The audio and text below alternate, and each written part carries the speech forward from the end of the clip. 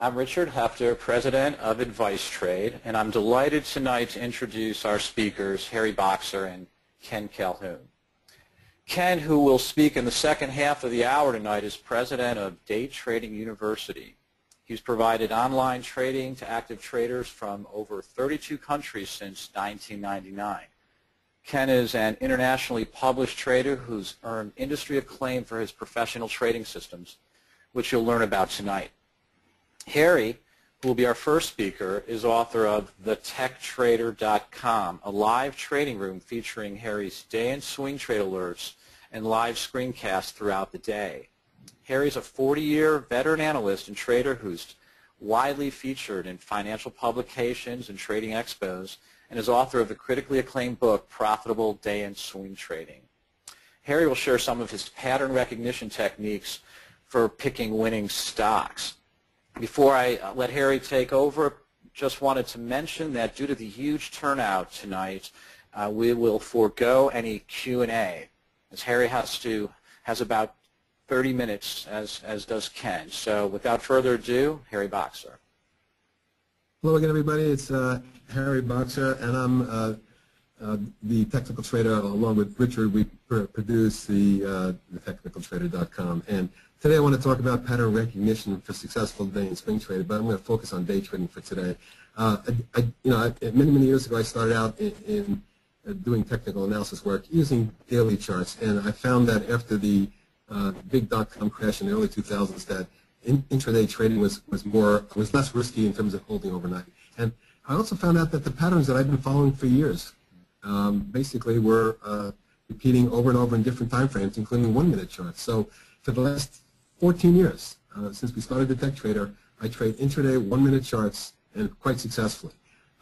So let's get, and one of the things is I'm a very, very big person on pattern recognition. I believe the same patterns are always repeating over and over on all time frames. So let's take a look at some of the things I'm talking about. But before we get into that, I just want to say that I think the number one thing that people don't do is prepare properly for the trading session. And a lot of that has to do with analyzing patterns from the previous day. The people who do the most homework are the people that are most successful. You can't just walk in the morning, turn on your computer, and expect me to give you all these winners without having an understanding of what I'm doing. You won't be able to learn anything. You're just going to be a robot, following my orders. I would rather the site be an educational process for everybody to learn trading so that you're successful and totally understand what I'm talking about when I'm doing my webinars intraday and showing you charts as they're developing. Let's talk about my morning routine. First of all, I spent upwards of an hour to an hour and 15 minutes before the market opens doing what we call my pre-market news source screening, where I'll look for percent gain leaders that are jumping pre-market and the volume leaders too. Many news sources provide that, but when I go through my news sources that I like to use and my price volume leader lists, I'll then create what we call a focus list, which I publish and issue for my subscribers ahead of time in my in the pre-market session. And about 10 to 15 minutes before the top of the hour, about 45 minutes before the opening, I'll get online with everybody. I'll show them the charts that I'm looking at pre-market, why they're gapping, where they're gapping to, what the resistance and support might be, what the trend lines and channels might be, and what to look for. And what I'm going to be looking for is previous resistance and support. I want to know where previous resistance and support comes in on a chart that may interfere with an intraday pattern where a stock may gap, run, and then stall at a certain point. And the one thing you'll see on my charts is lots of lines going across that designate resistance and support levels. I also pay a lot of attention to moving averages. And for those that are interested, I use 10, 21, and 50 period moving averages intraday. I use them also on the daily charts, but I use them in all time frames. I think you'll find that the key to proper intraday analysis of stocks and trends is to drawing the right kinds of trend lines and channel lines. And the best pattern that I've seen over the years is no question is the rising channel. I think if you develop in the first 15 to 30 minutes is the key for me. After about 10 or 15 minutes, I come on with my group and I show them all the focus stocks that we talked about, all the pre-market alerts that I may have issued on these stocks, and I will go over the charts in terms of the early action to see what early patterns may be forming, whether a stock, for example, has popped and held that gap, or broken it and it's one of those day trade pop and droppers where a biotech may gap up and then drop the rest of the day. We don't want to be in those, of course, unless you're shorting them. So we monitor very closely the early price action. I also look for what I call what Morton Brothers calls the volume buzz indicator. Basically, the volume buzz indicator tells me where money's flowing. It shows the amount of stock traded at any one time as a percentage of the average volume over the last 100 days. And that's a real good indicator. For example, if a stock's trading 20 or 30,000 shares in the first half hour, and today it's trading 350,000, and it's trading 1,000 to 1,200% more than average. That may be an indication that there's some big money flowing early on, and you may want to take a close look at it from that aspect. I'm going to show you some examples of what I look for, and the one thing I do look for, folks, is I look for the rising parallel channels. I find that when a stock gaps, pulls back, and holds, and then creates a flag, pennant, some kind of early consolidation of a bullish nature, then breaks out in a very high degree of times when we're involved with a day trade, we'll find that it's running up in a 45-degree angle. Let's take a look at some examples of that. Hopefully we will have no problem hooking in here. There we go.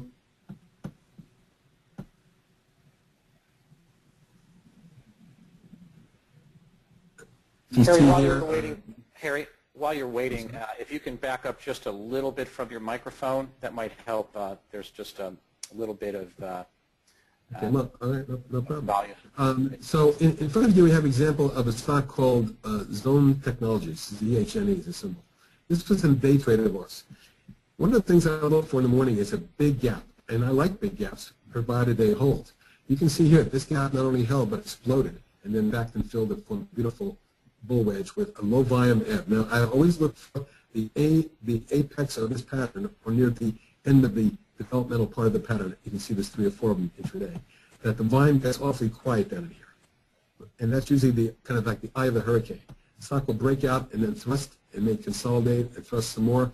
And what it does is creates a rising channel. Look at the parallel angle. If you connect these highs here and these lows in there, you can let that channel go all the way out, and sure enough, later on today, it reached near the top of that, near the bottom of it, and near the top of it. And at no time during the course of the session did zone take out any support levels, and nor did it take out the trend line, of course. Although this is a little more difficult to see, there you go, a little bit better. When you get that kind of a pattern, you'll be able to you'll see that the stock will tend to trend in a nice parallel channel, but we're looking for whether it holds support or not, and it does in each case here. It gets quiet, it gets narrow and quiet, and each time that trend line held all the way up. That's a pretty good example of the kind of pattern that we trade in our room. And later on, I'll show you some actual live examples from today. And these charts go back, late last year, whenever. They were part of some of the charts I put in my book. But I have some charts from today just to show you that it works every day, and it's incredible for some of my people to be able to see these kind of charts all day. And you know what? When you're in a stock like that, you don't have to worry about it. You just set your stops, and I give you targets, support, resistance level all day.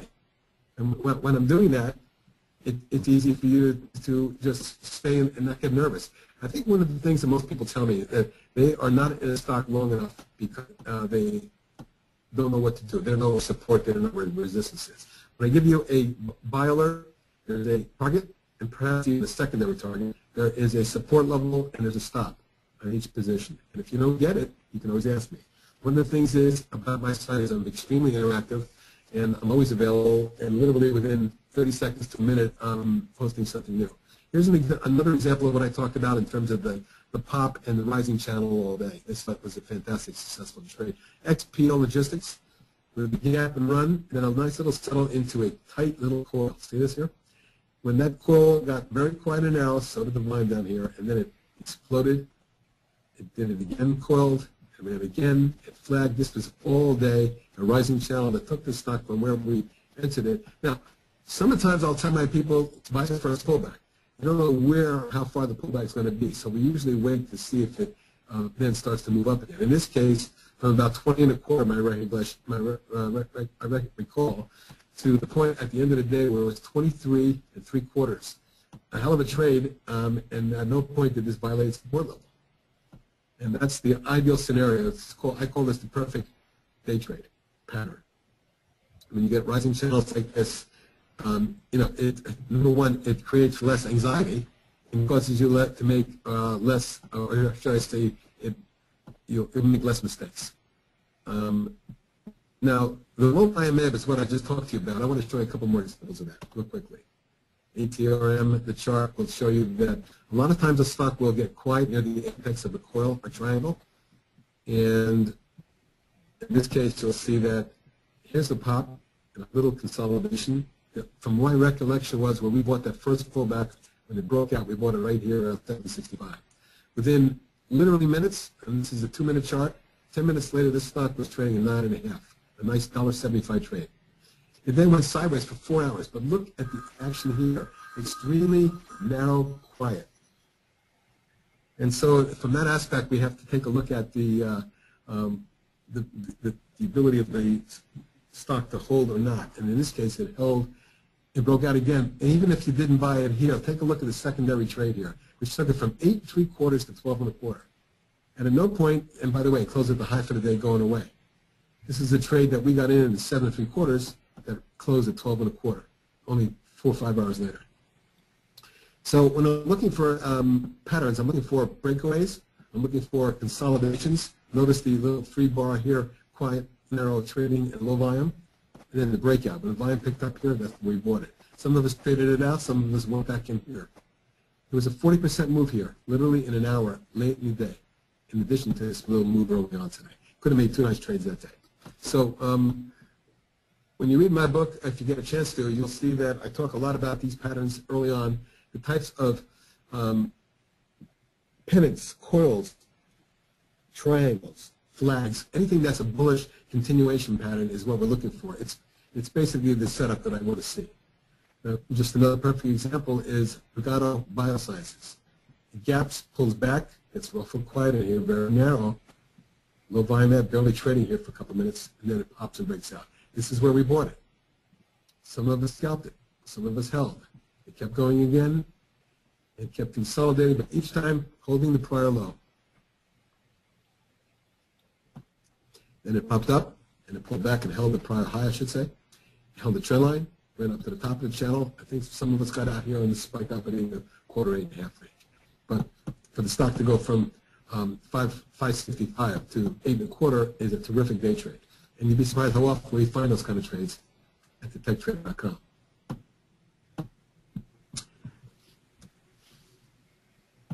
And there's lots of different things we can talk about. The use of moving average, I think, is key.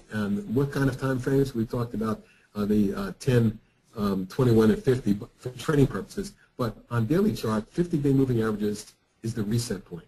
It's the retest point. You find that the vast majority of institutions will look for stocks that are pulling back in strong uptrends, pulling back to the 50-day moving averages. Here's just a couple examples to get away from the day trade for a minute, just so you can see what it looks like on the daily chart, because the patterns repeat on all time frames. And here's an example of Micron in the daily chart. And what a beauty it was.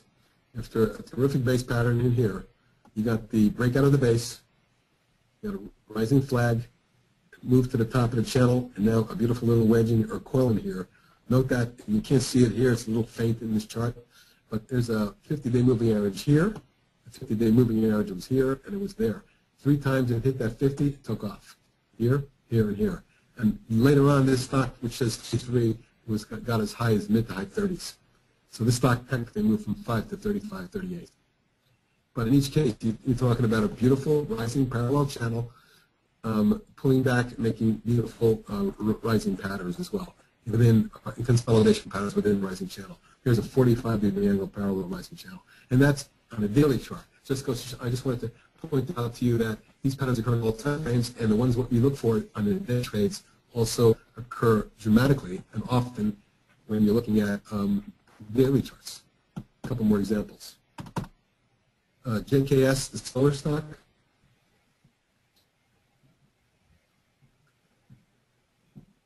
It's coming up in a second.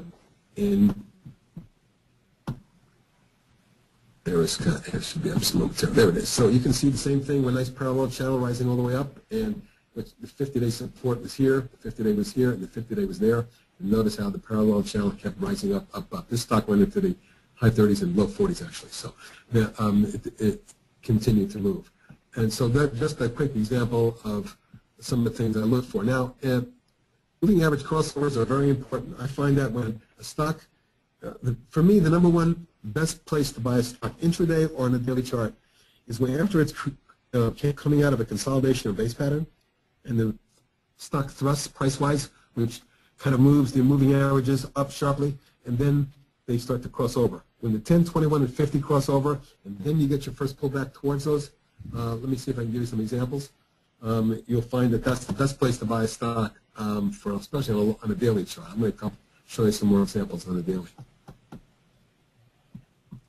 You can see that a depth broke out here. Moving averages just crossed over. The stock consolidated, and look at that explosive move. Well, later on, the stock got up to 18. Basically moved from where we spotted at 3 and change to 18. And moving averages occur on all different types of charts, up and down. I'm going to show an example of, one more example of the strongly channeling stock that we charted. We actually had a swing trade on this one. This is a beauty, isn't it, folks? Take a look at this. You have a little mini boxing type base pattern, parallel. Look at the size of that breakaway gap and look at the volume. Explosive move, parallel, kind of coiling, wedging type pattern, very quiet and narrow. The volume gets real quiet there. It's the first pullback to test right here after the moving averages crossed over. The 10, 21, and 50-day moving averages cross over at the same time under $4 after the stock broke out. The first pullback is your best buying point. In 90% of the time when I see these patterns, later on, months later, they look like this. And by the way, this one also went into the 20s. I'm going to show you an example of how this works both ways, up and down, on the same chart. RNF. It's the beauty, perfect example. And I'm not even talking, I don't have time today to talk about a lot of my techniques, which include five-wave, Elliott wave, 5-wave advances. But here's a perfect 1, 2, 3, 4, and 5-wave advance. Okay, and all along the way, it was holding its trend line, the moving averages, and it broke. Right there, the moving averages crossed over, the trend line broke, the stock plunged below it, and then came back and formed a beautiful bear wedge. This is where I told my subscribers at 39 3/4 that this could be an excellent short, and subsequently it's gone to 14.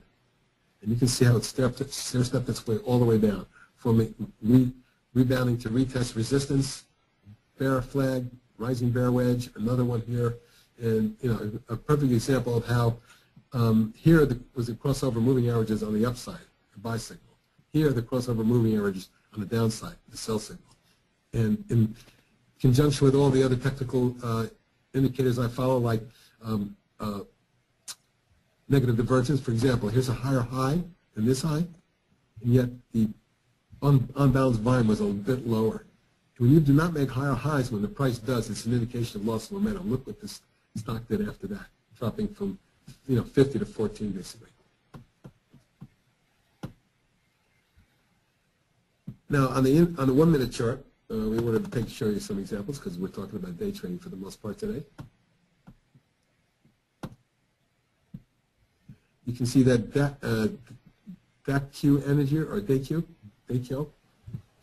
whatever you want to call it, popped, ran up a little flag in here, very quiet near the apex, broke out, formed another one. This is intraday. Check this movement out, folks. We went from under 20 to 34 in one day. In one day, how about 5 hours? And at no point did this break support. This is one of our best trades of 2014, excuse me. And you can see that it stalled out by early afternoon. But when you're looking at moving average crossovers, it crossed over there and just kept running all day. I'm sure most of you know Solar City. Well, there's the example that Solar City popped and pulled back, held moving averages. Moving averages crossed over. Stock ran up and flagged. popped out and consolidated, popped again, came down and formed a wedge. But you can see from the point where we got into it right here, about 36 3/4, the stock went up $10 by mid-afternoon. So the one way to stay in a trade is to don't knock yourself out of the trade. In other words, I'm looking at trend lines, I'm looking at moving averages, I'm looking at support, and at no time did this stock take out this low, this low, this low, or any of these lows until there. When it may have stopped some of us out over there. Okay, I want to go to some charts from today and show you some examples of stuff that worked for me today in the trading room. Hang on one sec. There we go. These are 9 stocks that we traded today that were perfect examples of what I talk about. Here's an early thrust for ADSX, which, by the way, happens to be a swing trade of mine. This is a beautiful chart, and when it exploded here and pulled back, this is the buy. You can see it's already moving. This may be one of the big winners for the year, in my opinion. I think that the long-term move on this stock is just beginning. But let's go back to a 1-minute chart. I want to show you that what this did today. And here's the early pop, the tight wedge, and right near the apex, the volume almost was non-existent. And see this little quiet little bar there? Every single time I see a tiny little bar like that at the apex of a pattern, it usually precedes a move like that. And literally 935 to 995, 60 cents or something like that. About 50, 60 cents. A quick pullback to retest the high, the prior high, which is support now, and then the top of the channel. And a long coil. When it broke out here, we traded again. A scalp trade from there to there. It popped. It coiled again or consolidated, and at the very end of the day, in the last minute, it took another pop and closed at 10.41, up $1.29, 14% gain today. That's the kind of stuff we want to look for in my trading room, and that's the kind of stock we traded today. Another example is EXAS. Look at this beauty. It gapped up and had a falling wedge. Now, a lot of people think falling wedges are bearish. I think they're extremely bullish. If the falling wedge is orderly and comes on lower volume, and doesn't show any real selling, and then starts to move, and volume picks it up like it did in here, we bought the stock right there on that one bar. And it ran up to the top really quickly for a scalp trade, and then did this, and formed some sort of consolidation here. It's more of a kind of a falling little wedge here. See it? But it's a 3-wave corrective pullback. When it broke out there, we bought it again. Look at that run up. Right to my target at 28.5, pull back, and close with a flourish of 202 today. It's at 7.6% on decent volume. Look at the daily chart on this. Another thing most people aren't aware of.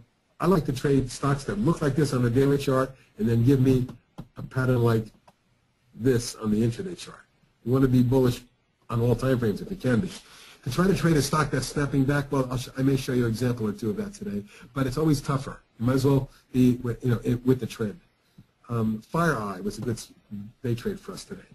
Notice the early gap and run and little wedge in here, and when it broke out, look at that run up. Kept that line all day until here, about in that range here. Actually, never really broke down until the very, very end of the day. I wouldn't even call it breaking down, but it did.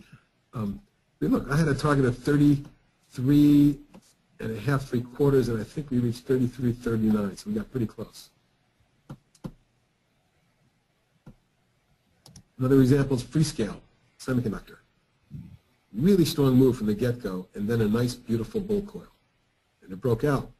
All day it ran in a rising channel. Never had to worry about this stock all day. Just kept raising my stops, and at no point did I sell it until the end of the day when I chose to either get out of it or when it spiked up to the, on a wave up. Normally when I see 1, 2, 3, 4, 5 waves up, I'm out of a stock.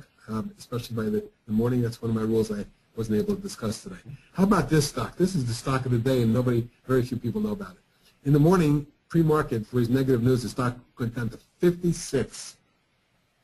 When the market opened, it was already 68. By the close, it was 80. But look at this here. It ran up and formed a beautiful bull coil. The volume got almost non-existent right in here, very low, quiet volume, and very narrow bars. That's where the breakout occurred. That's where we went in. A lot of us traded it out very quickly because it reached my target at 75.5 very quickly, and then the rest of the day kept going up. So that's the beauty of trading rising channels intraday. If you can find them, and we usually find 2, 3 a day, then today there's a ton of them. Here's Repligen. It gapped, it ran, it formed a little flag, and then it ran up and formed the falling wedge, but it held the moving average. And that's where we first started to notice it, about 21.5. Sure enough, at the end of the day, it's 24.75. A lot of selling at the close, but fabulous day for biotech. You'll notice a lot of these are biotechs. Regulus. This is one of my swing trades. And I also put a day trade on it. When it popped, I said buy the first pullback. I knew this was going to run today.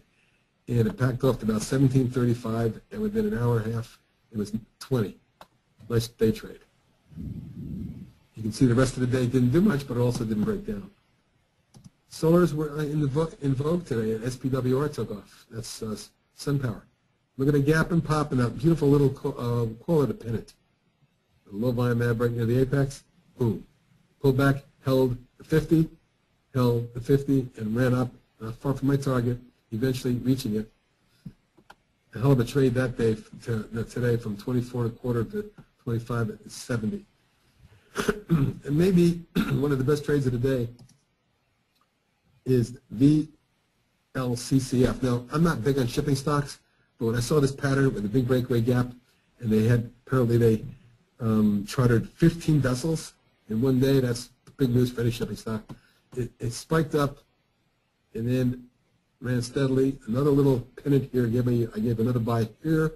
When it formed this coil, I said this could have one more leg up. I gave everyone a buy around the 510 range with a target of 565, 570, and the high here was 569, right there.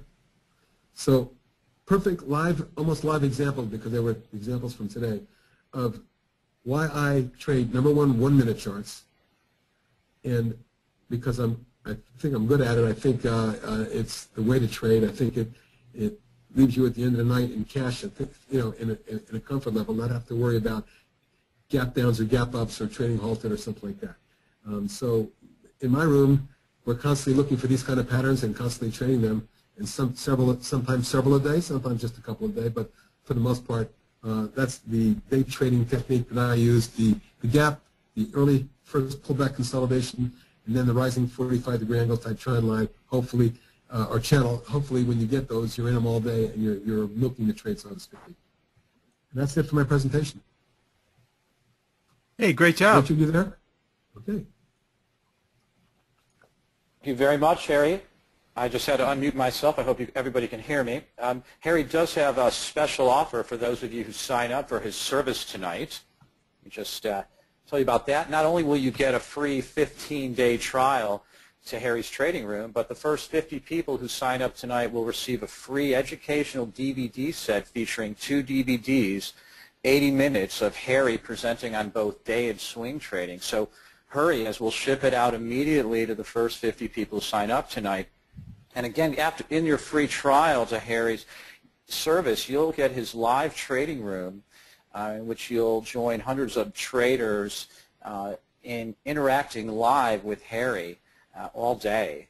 He provides day and swing trade alerts, and he also provides a live screencast throughout the day in which he shows you his live charts and speaks to you directly, and you get to ask him questions. And we hope you'll join, and again, sign up quickly so you'll receive the DVD from us at thetechtrader.com. I'm sending the link to everybody in the webinar as well. There it is for everybody. Thetechtrader.com. Thank you so much, Harry. And now the second part of our webinar tonight is Ken Calhoun from Day Trading University.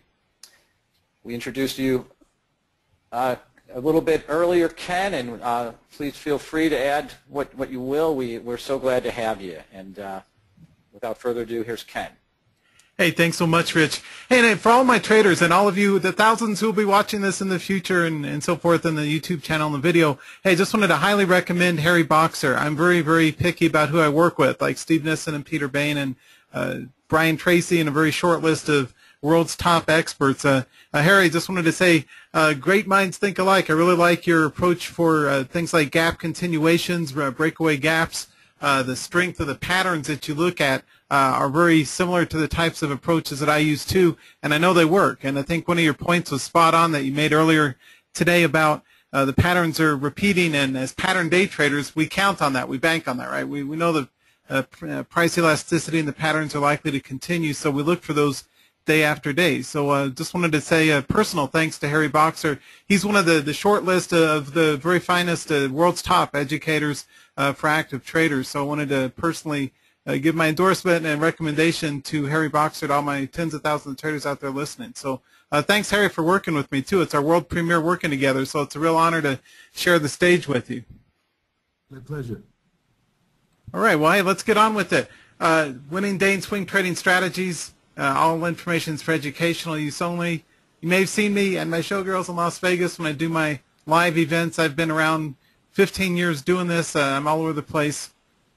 Tonight we're going to be looking at, I'm going to mainly focus on swing trades, but we're going to start off with intraday trades. And it's interesting to hear some of Harry's techniques because they dovetail nicely with what I teach too. Finding successful trades, strongest day and swing charts, risk management, and more as we take a look at how this works. Minor gap continuations, multi-day high breakouts for swings and entries following wide candle days are what I like to look at for both swing and intraday trade setups. Let's just get on with it and take a look at how to day trade the markets professionally. These are my live calls this morning. If I can bring those back to life here. Those are my live calls this morning. Step by step, I'm going to start off with swing trades or day trades, then we're going to jump into swing trades. One of the most important things you can look at before the market opens, here's your drill for what to look for. Make sure that you look at your E-minis, or if you don't have a CME Merck feed, look at your spiders pre-market. Make sure you've got pre-market charts. As Harry said, he's spot on. You've got to do your preparation ahead of time. This was what I alerted my members to today, for example. We had the pre-market list put together of instruments worth trading today before the market opened. I told everyone to go long in the greens, reds, and the short areas.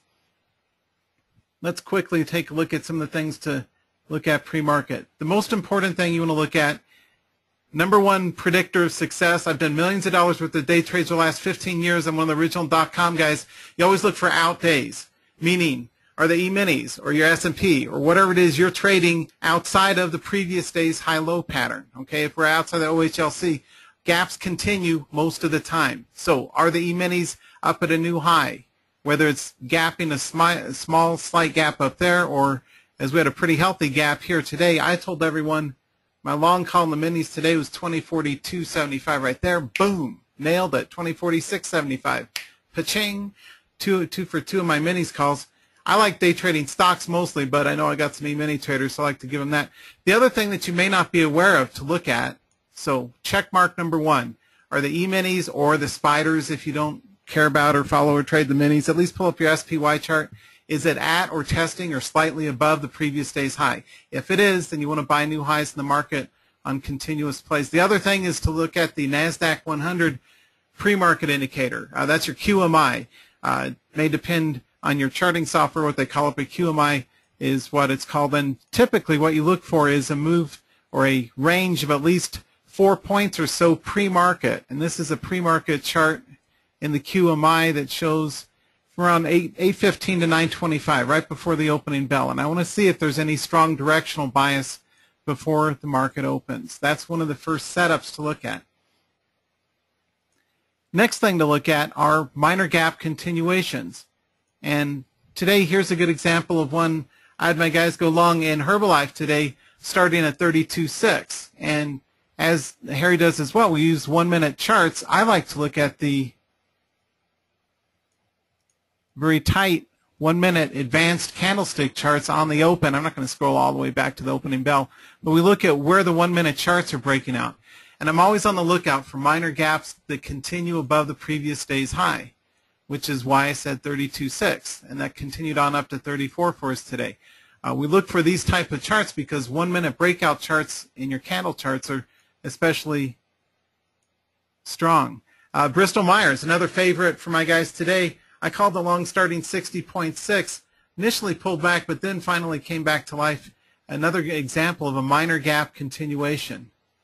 Another one for day trading today. I called this one SWKS long for my guys from, where are we in? We're in a little late on this one, 73.30.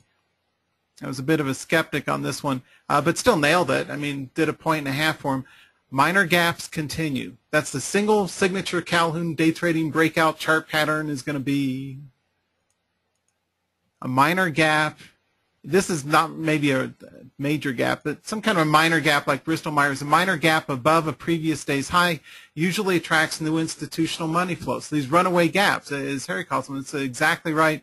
That's kind of a magnet that pulls order flow into the markets. First Solar, another of my long calls today. This is one that minor gap continued to run on up today. So we'll cover more in our next week's event as well, but I wanted to just give you a very quick heads up on some of the types of dynamics that you look at for professional day trading. Pull up your E-minis, see if it's at a 2-day high, yes or no. What's the NASDAQ 100 pre-market indicator telling you about sentiment in the NASDAQ market? Another thing to pay attention to, and I'll cover more on this next week, is the ARMS indices, or the trends. There's both a NASDAQ trend and a NYSE trend, New York Stock Exchange trend.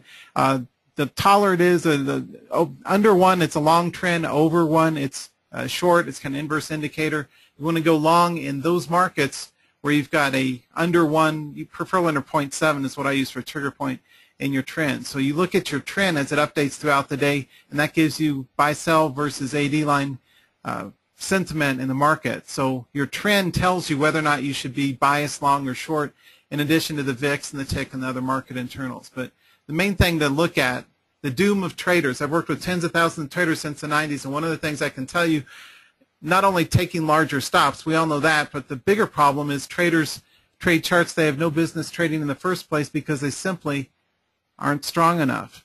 So we're going to do more on day trading in the next session, but I wanted to focus today on swing trades and give you some of my very favorite breakaway swing trade patterns that I have found work in my own trades, at least, in the types of instruments that you want to trade. And we're going to go through these on 90-day as well as 15-day.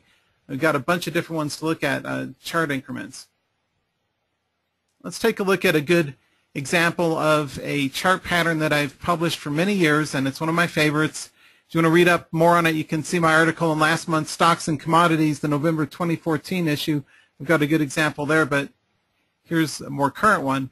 Kite, another good breakout. The pattern is to simply look for a wide candle at the right side of a bullish cup, and those almost invariably attract new buyers after that. So it's in a congestion or resting box area. You see a wide range candle on decent volume. By wide, I just mean, you can use that with bars too, but at least 1.5 to twice, preferably more, 3 to 4 times is even better. A wide momentum candle parked on the right side of a congestion box, and that, you set up a series of long trades above that, and that usually works out. So that's an easy to spot signal candle, as I call them, in our current markets. Okay. One of the things that and you could probably do this with bars as well, but I like using candles because it makes it really easy for me to spot the biggest momentum candles. Whenever you have large candles or signal candles, that tells you you've got institutional money flow drying up liquidity in that instrument. So when you have a decent uptrend continuation and it's above all three, I use the 50, 100, and 200 simple moving average lines on a 90-day candlestick chart.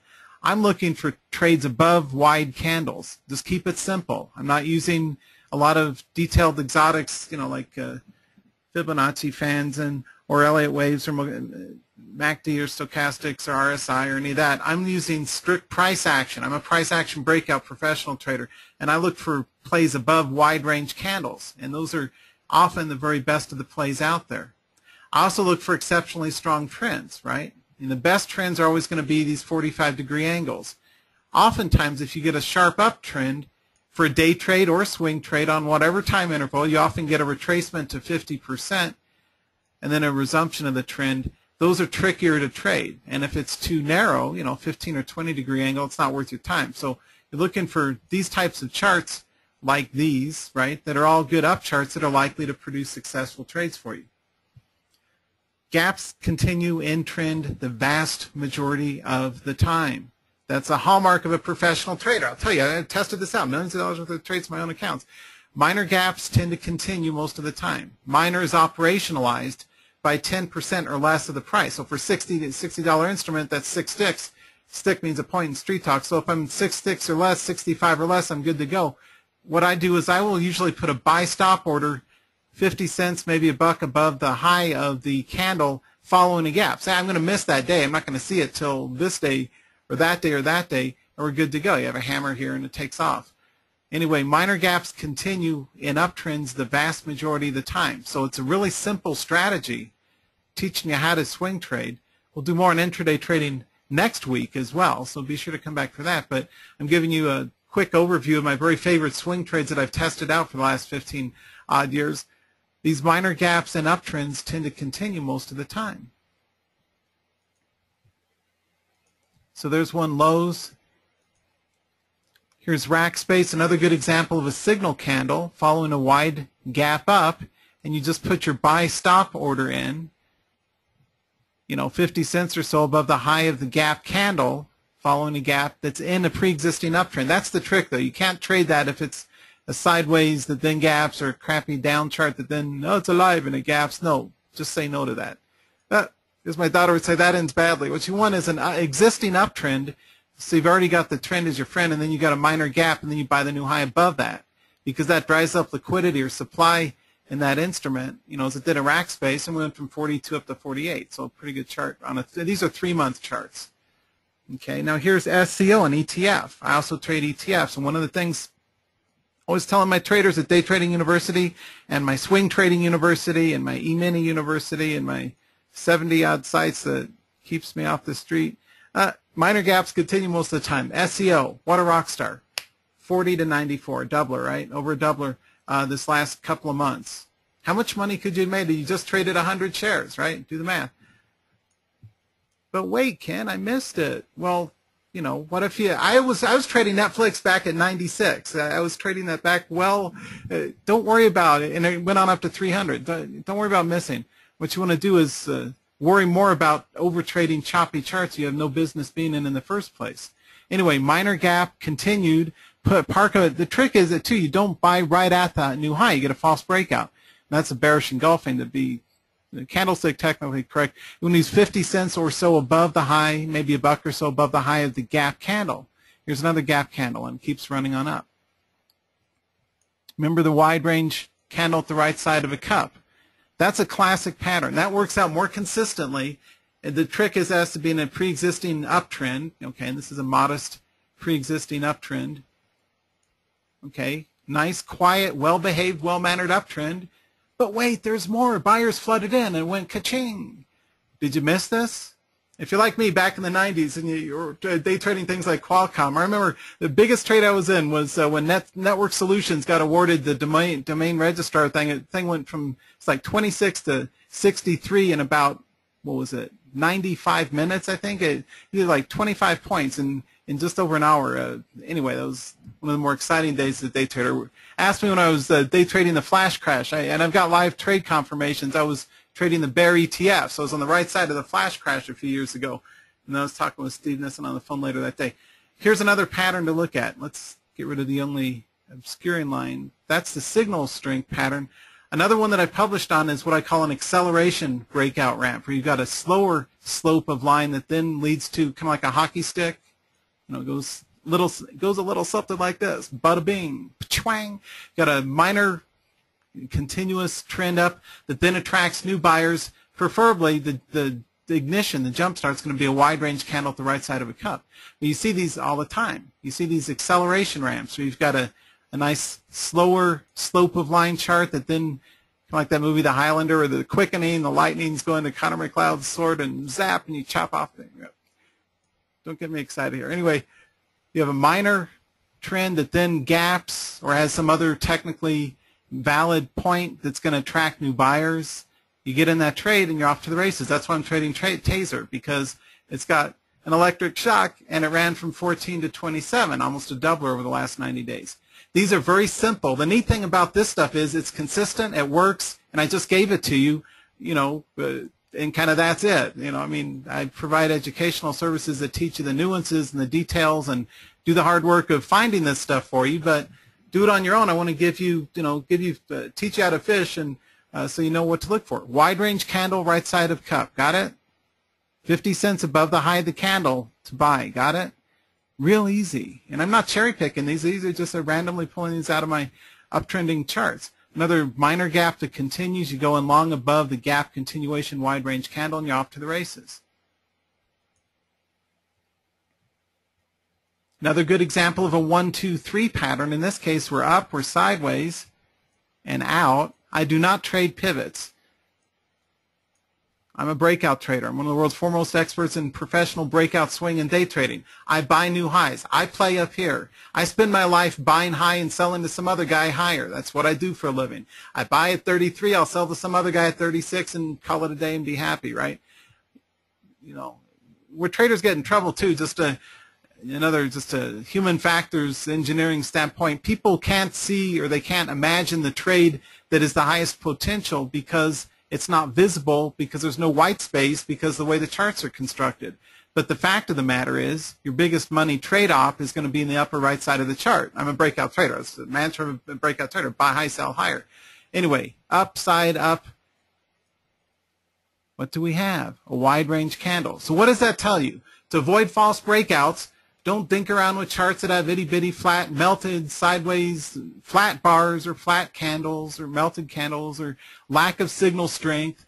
Another thing that I published or actually did a webinar for Money Show a few weeks back was a 3 volume bar increase. If you see an increase in volume accompanying a wide candle, it's a good basic volume confirmation signal. That tells you, yeah, they're coming into that instrument. You want to buy new highs in that. Okay, so this is very good, core foundation, how to trade breakouts the right way. I'm a big fan of cup breakouts.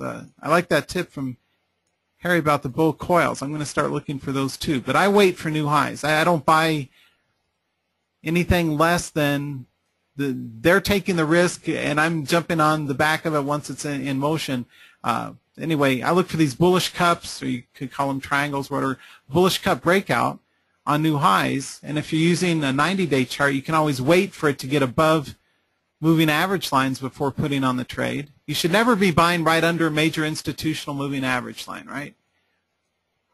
Any good professional trader will tell you, any of us at pros are always using 50, 100, and 200 simple or exponential moving averages. You don't want to buy into resistance. You can always buy new highs. And here's the last of the 90-day charts, SWKS, another good example of a reasonably strong uptrend that went from 60 to 75. Not my favorite of the bunch, though. I prefer charts that have much stronger, cleaner, tighter ranges. Another thing to keep close to your heart is a trader. And you have my word. This is what I tell family and friends, too.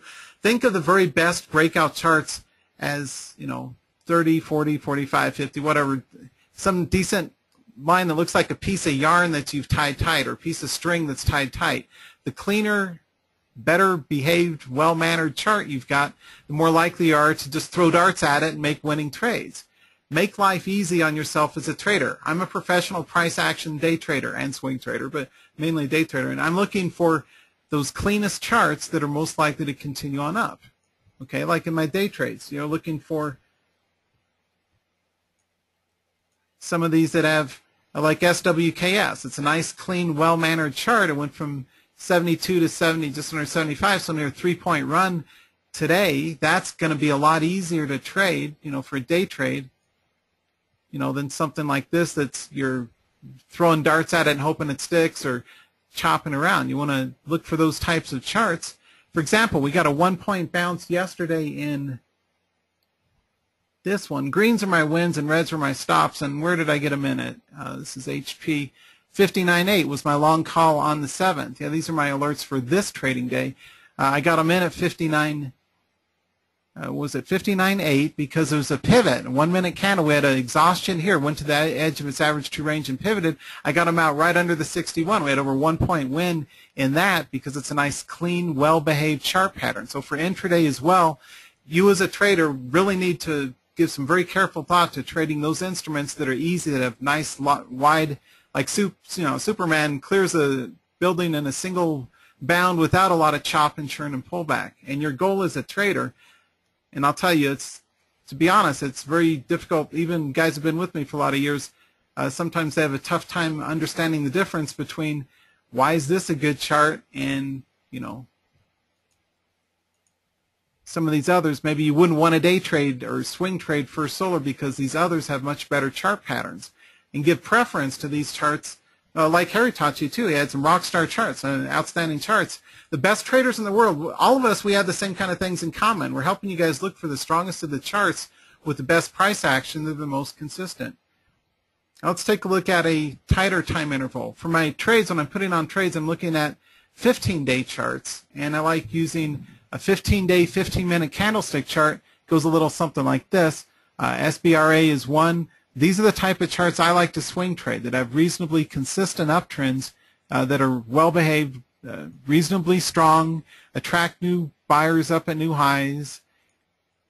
Sequential gaps is another key pattern recognition skill to develop. When you see, a gap up that it attracts new high buyers. Minor gap here got new buyers. Minor gap attracted new buyers. Minor gap attracts new buyers. Odds are, if it gaps up to somewhere south of 60 and breaks over 60 tomorrow or the next trading day, it's going to attract new buyers as well. Okay, here's another one, AMBA. I believe that's a pharmaceutical one as well. The pharmas have been hot lately, just like oil's been on the down, and so therefore the transports like airline stocks and rental car stocks have been hot lately. If you look at, say Hertz and Avis and United and American Airlines and Delta Airlines, as the price of oil went down, all of our airline and rental car stocks went up. Well, okay, that's kind of a common sense. You should know to look for those kind of patterns. Similarly, if you see a similar, a single sector that's doing well, like pharmaceuticals. Anyway, AMBA, a nice minor gap continuation. Gap from 53 to 54, ran up to 60 today, right? That thing's all a Twitter of buyers, right? 54 to 60. So we got a 10% run over 2 days following a minor gap. Now, there's some morons out there that say, fade a gap up. It gaps up. You want to sell it. Morons. Yeah, professional traders, we all know the gaps continue in trend the vast majority of the time. You may get occasional whipsaws, but the vast majority of the time, you want to buy a new high gap. Maybe not if it's a 20% gap. And if it gap from 52 to 65, no, I'm not going to buy that. I'm not new, right? I'm not going to buy that. But if it's less than 10% of the price, 52 and the gap's to 57, 56, I'm going to wait for a cut breakout and buy, say, 50 cents above the high of that, and I'm off to the races. Macy's, another good example of a retail stock. Retailers have been okay too lately. Target have been good.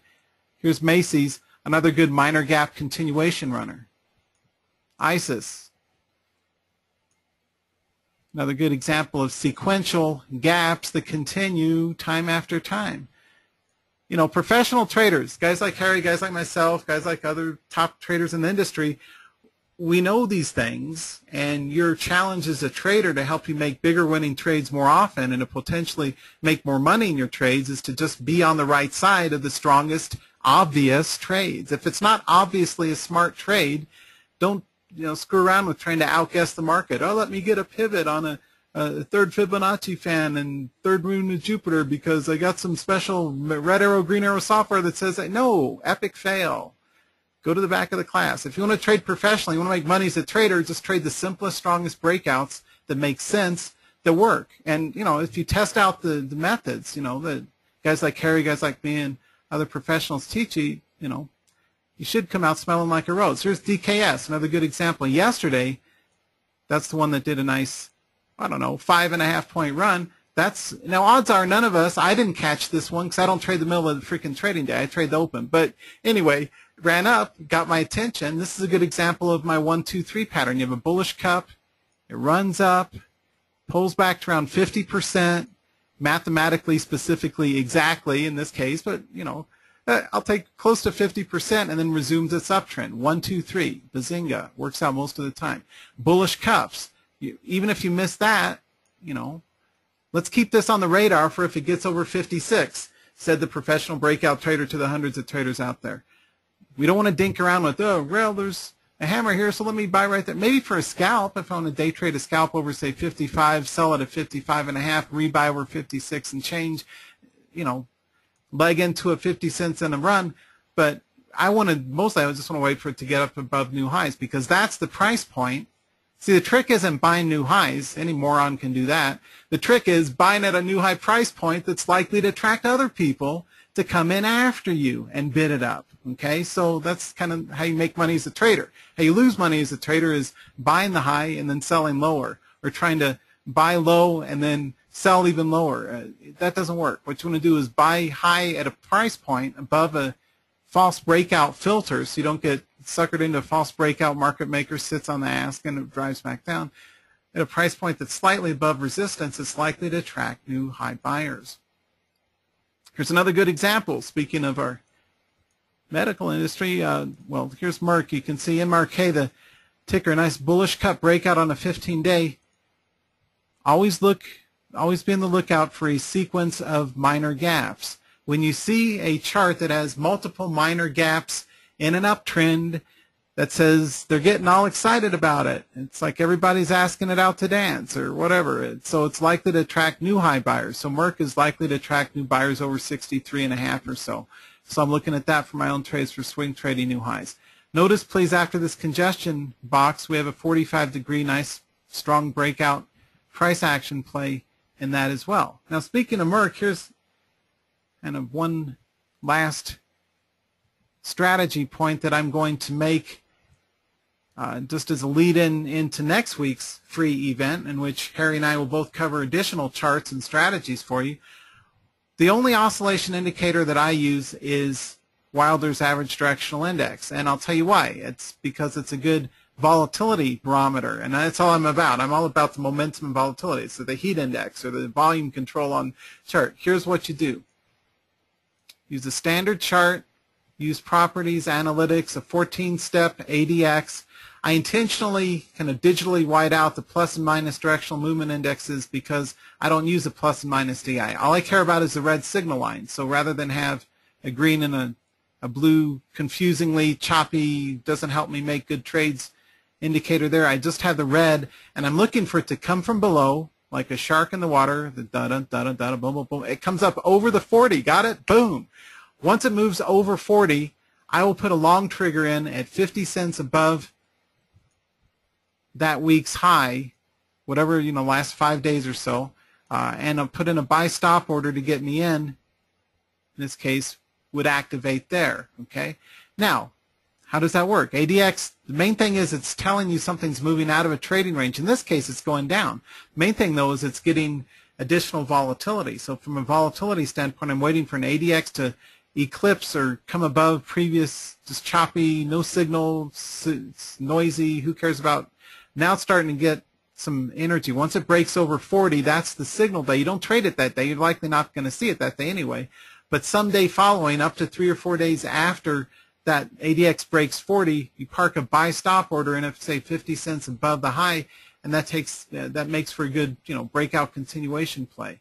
And we'll cover more examples by next week, but that's another good, strategy for those of you who do like using oscillation indicators. The average directional index, when it breaks over 40, trade outside the current trading range. In this case, a long trigger hit above the previous resistance, and that worked out nicely. And if you test that out, just use that across a random grouping of charts, and you'll see it's a very strong pattern. So those are the type of things to look at. I'm going to wrap up here in just about 60 seconds, but let me just, for those of you just logging in, just a quick reminder of the types of charts that make sense to trade.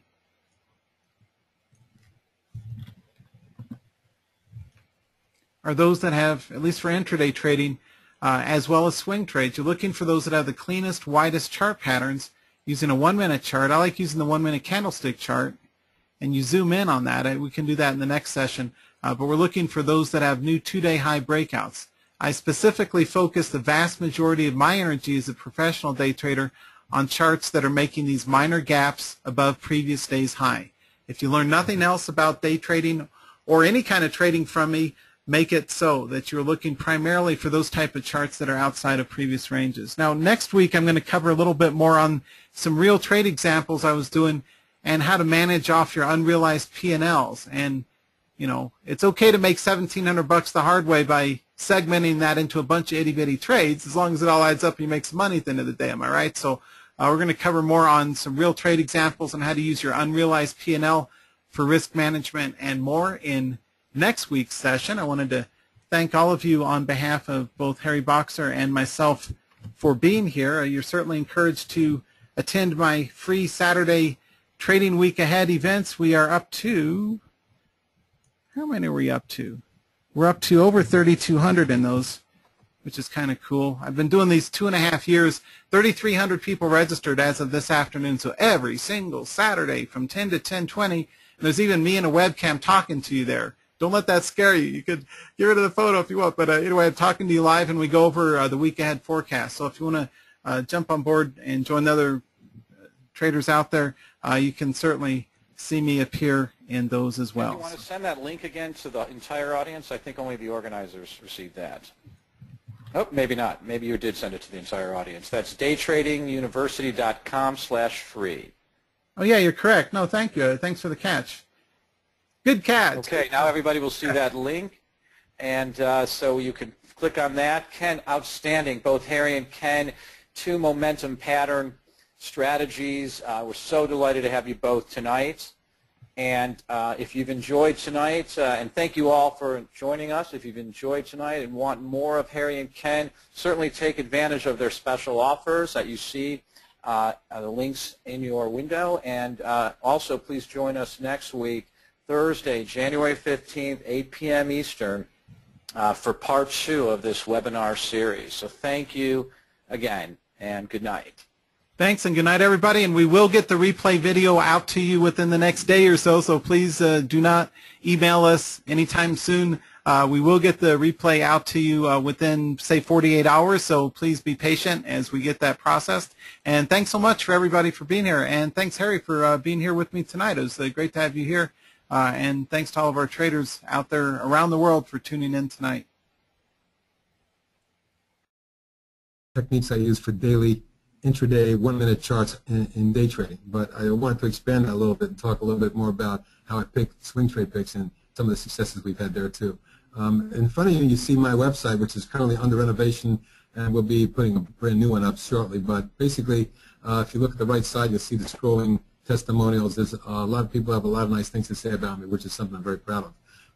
And I think if you come in and just check it out. For example, if you look at this page, coming up here is our trading room, and even at this time of night, you'll see that there's 105 users in here chatting about stocks and what's going on and things like of that nature. And you'll find that some of the best traders out there are involved in my trading room, and that's it gives me I'm very excited about that, I should say. So let's start with my presentation today, and it's going to be basically talking about pattern recognition for successful day and swing trading. And what I want to do is I want to get to the pages where we were when I left off last week, for those of you who were here with me. And I think then we'll start with a discussion of deciding your time frame comfort level. I think some people are great at day trading, but some are just not. They don't have they're too skittish. They don't have the focus, or should I say even protection mode. A lot of people just don't know how to trade with stops, and they're not comfortable day trading, and they get too whippy. They let themselves get whipped in and out of a stock. And I think one of the ways of determining whether you're a good day trader or swing trader is to try it for a while. And what I always tell people is come into our room for 2 free weeks. It costs you nothing to sign up, and completely take a look at everything we have to offer. And I think you'll find out in a very short period of time if you're even comfortable utilizing some of my day trade recommendations, or whether these swing trades are going to be more important for you. You have to know what you're comfortable with. And so one of the ways of doing that is by starting out just paper trading and seeing how it works for you. It's very important to determine your exit and entry points and where to set your targets. And we'll talk a little bit about that as we go down the road. I think one of the most important things in trading, whether it be day trades or not, is determining and setting stops. I set stops where important price levels are violated, not by any percentage. I think the worst thing you can do is say to yourself, well, a rule of thumb is 8%. If I lose 8%, I'm out. If I lose 5%, I'm out. Excuse me. But I would rather that everybody here bases their entry and exit points on, for example, where important price supports may be violated. Or set your stops under key trend line violations. And you can also use key moving average violations. If you have moving averages in a trend that's moving up and then suddenly they cross over and the price also moves down underneath those moving averages, it's a no-brainer. You need to be out of the stock. And I'm going to see if we can come up with some examples here. RNF, which is a perfect example from my book of a stock that was in a beautiful uptrend and then a beautiful, perfectly downtrend. But how do you identify that? Well, here's wave 1, 2, 3, and 4, and 5. I believe in Elliott wave, and I believe that stocks tend to move in 5 waves, up and down. But when they turn, you have to look for the reversal. The trend line break, first of all, lateral price movement broken, and then you'll see moving averages that cross over, perhaps a wedge or a flagel form. In this case, the key trend line and price support violation took place, and then a bear wedge formed and price fails at the multiple moving averages that were crossing over. So these moving averages crossed over and then the price failed. Let's see if I can blow this up a little bit. There you go. So you can see it here. And then on the downside, you can see that price failed at resistance.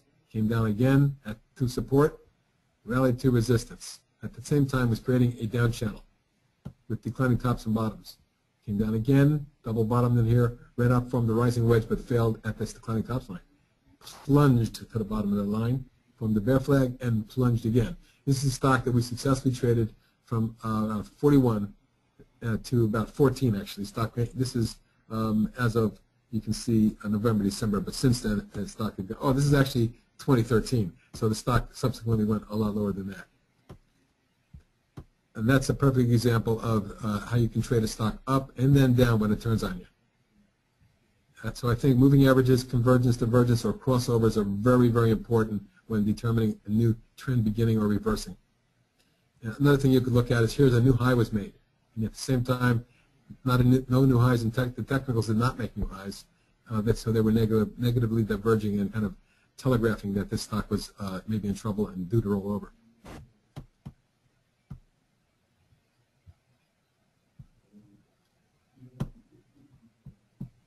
Another example would be CLMT. I want to show you how this may also signals the same thing when you have a stock that continually moves up in a certain pattern and then reverses. Well, the bottom line is here, when the stock was starting out, moving averages converged, crossed over, and the stock ran up. And it came down and rolled up and down and up. There's a perfect 1, 2, 3, 4, and 5-wave move. At the top of that move, look how negative the technicals were. It just wasn't confirming the trend. Then a rollover occurred with a breakaway gap, a rising wedge, a trend line break occurred, another pullback, and then you have the beginnings of a new down channel with connecting these tops and bottoms.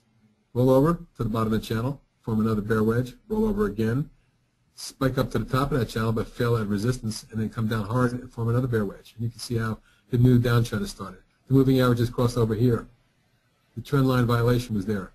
So when you're setting stops in your mind, you need to set stops below key trend line, moving average, and lateral price support violations. Sometimes all three occur at the same time, in which case it's a no-brainer.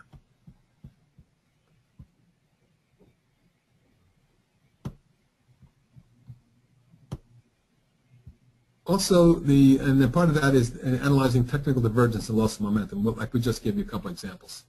When you see trend line angled, for example, the price trend angle may suddenly go from a 45-degree angle and it'll start to fade on you. When you see the loss of momentum, that is a divergence from the actual angle it was going up on. When you see underlying technicals diverging from price like we showed you earlier. Let's show you a couple more examples. MWE.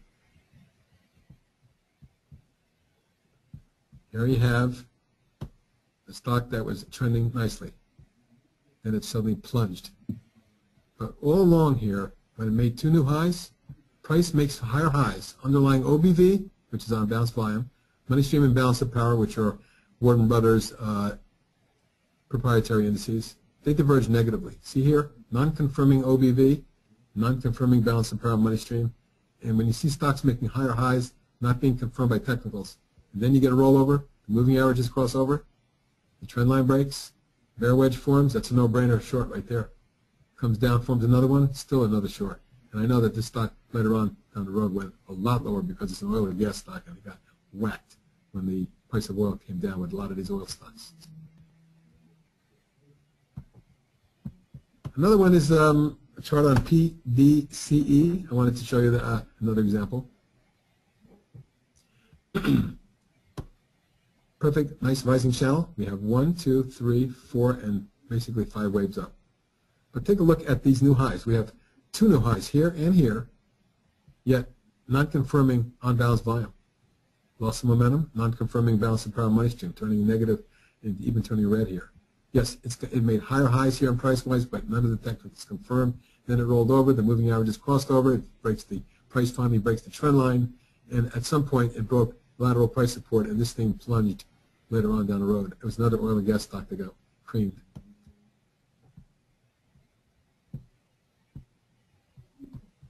Some of the key technical indicators that I follow, balance of power money stream, but that's because those are considered Warden Brothers proprietary indices. But I like on-balance volume, and I like the divergences, and that's what I look for constantly.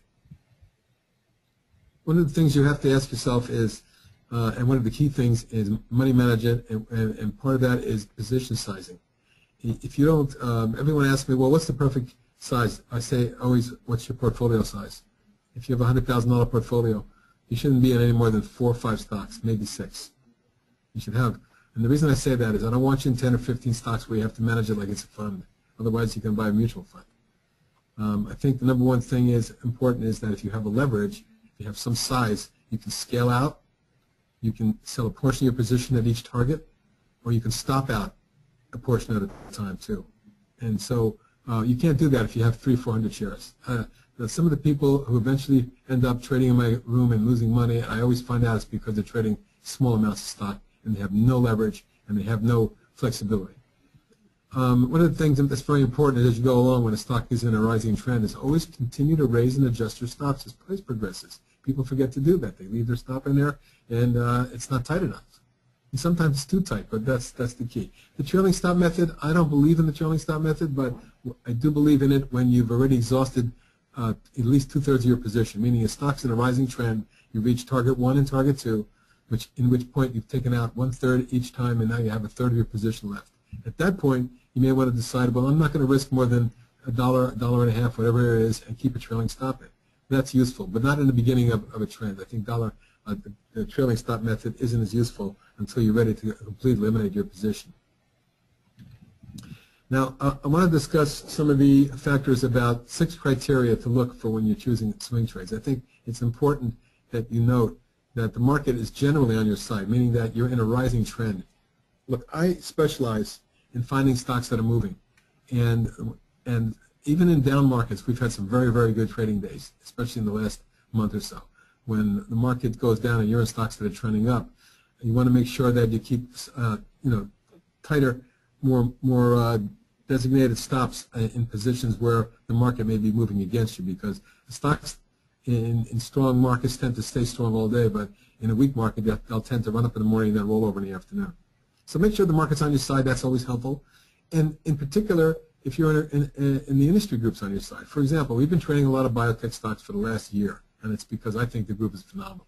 There's so many of those that have gone up multiple times, hundreds and thousands of percent over the last two years. But if you're trading the right group, make sure that you're not in a stock that is an anomaly in the group. The whole group's weak, but that stock's going up for whatever reason. It may not be for long. If you're trend trading, the candidate is moving out of a base. That's always helpful to be finding a stock that has been consolidating for a while. And it doesn't have to be a long base. It has to be at least a point at which it's coming out of a consolidation pattern. And if you're trading ranges, the candidate, the stock has to be basically bouncing off support or resistance. A lot of time, I don't usually trade ranges as much as I do trade breakouts and use momentum. You want to make sure that the stop loss level is somewhat near where your desired execution price is, so that if you are stopped out, it's a minimal loss. You can take several losses in a row and have one really good profit make up for all those losses. That's what most people that I know do. But there's a lot of people out there that'll, unfortunately, the psychology of investing for the non-professional or most amateurs is they tend to sell whatever profits they have and end up with a bunch of losers. They don't know how to take losses, and you need to learn how to take losses. You need to make a disciplined, non-emotional decision to allocate the right amount to each trade. Now,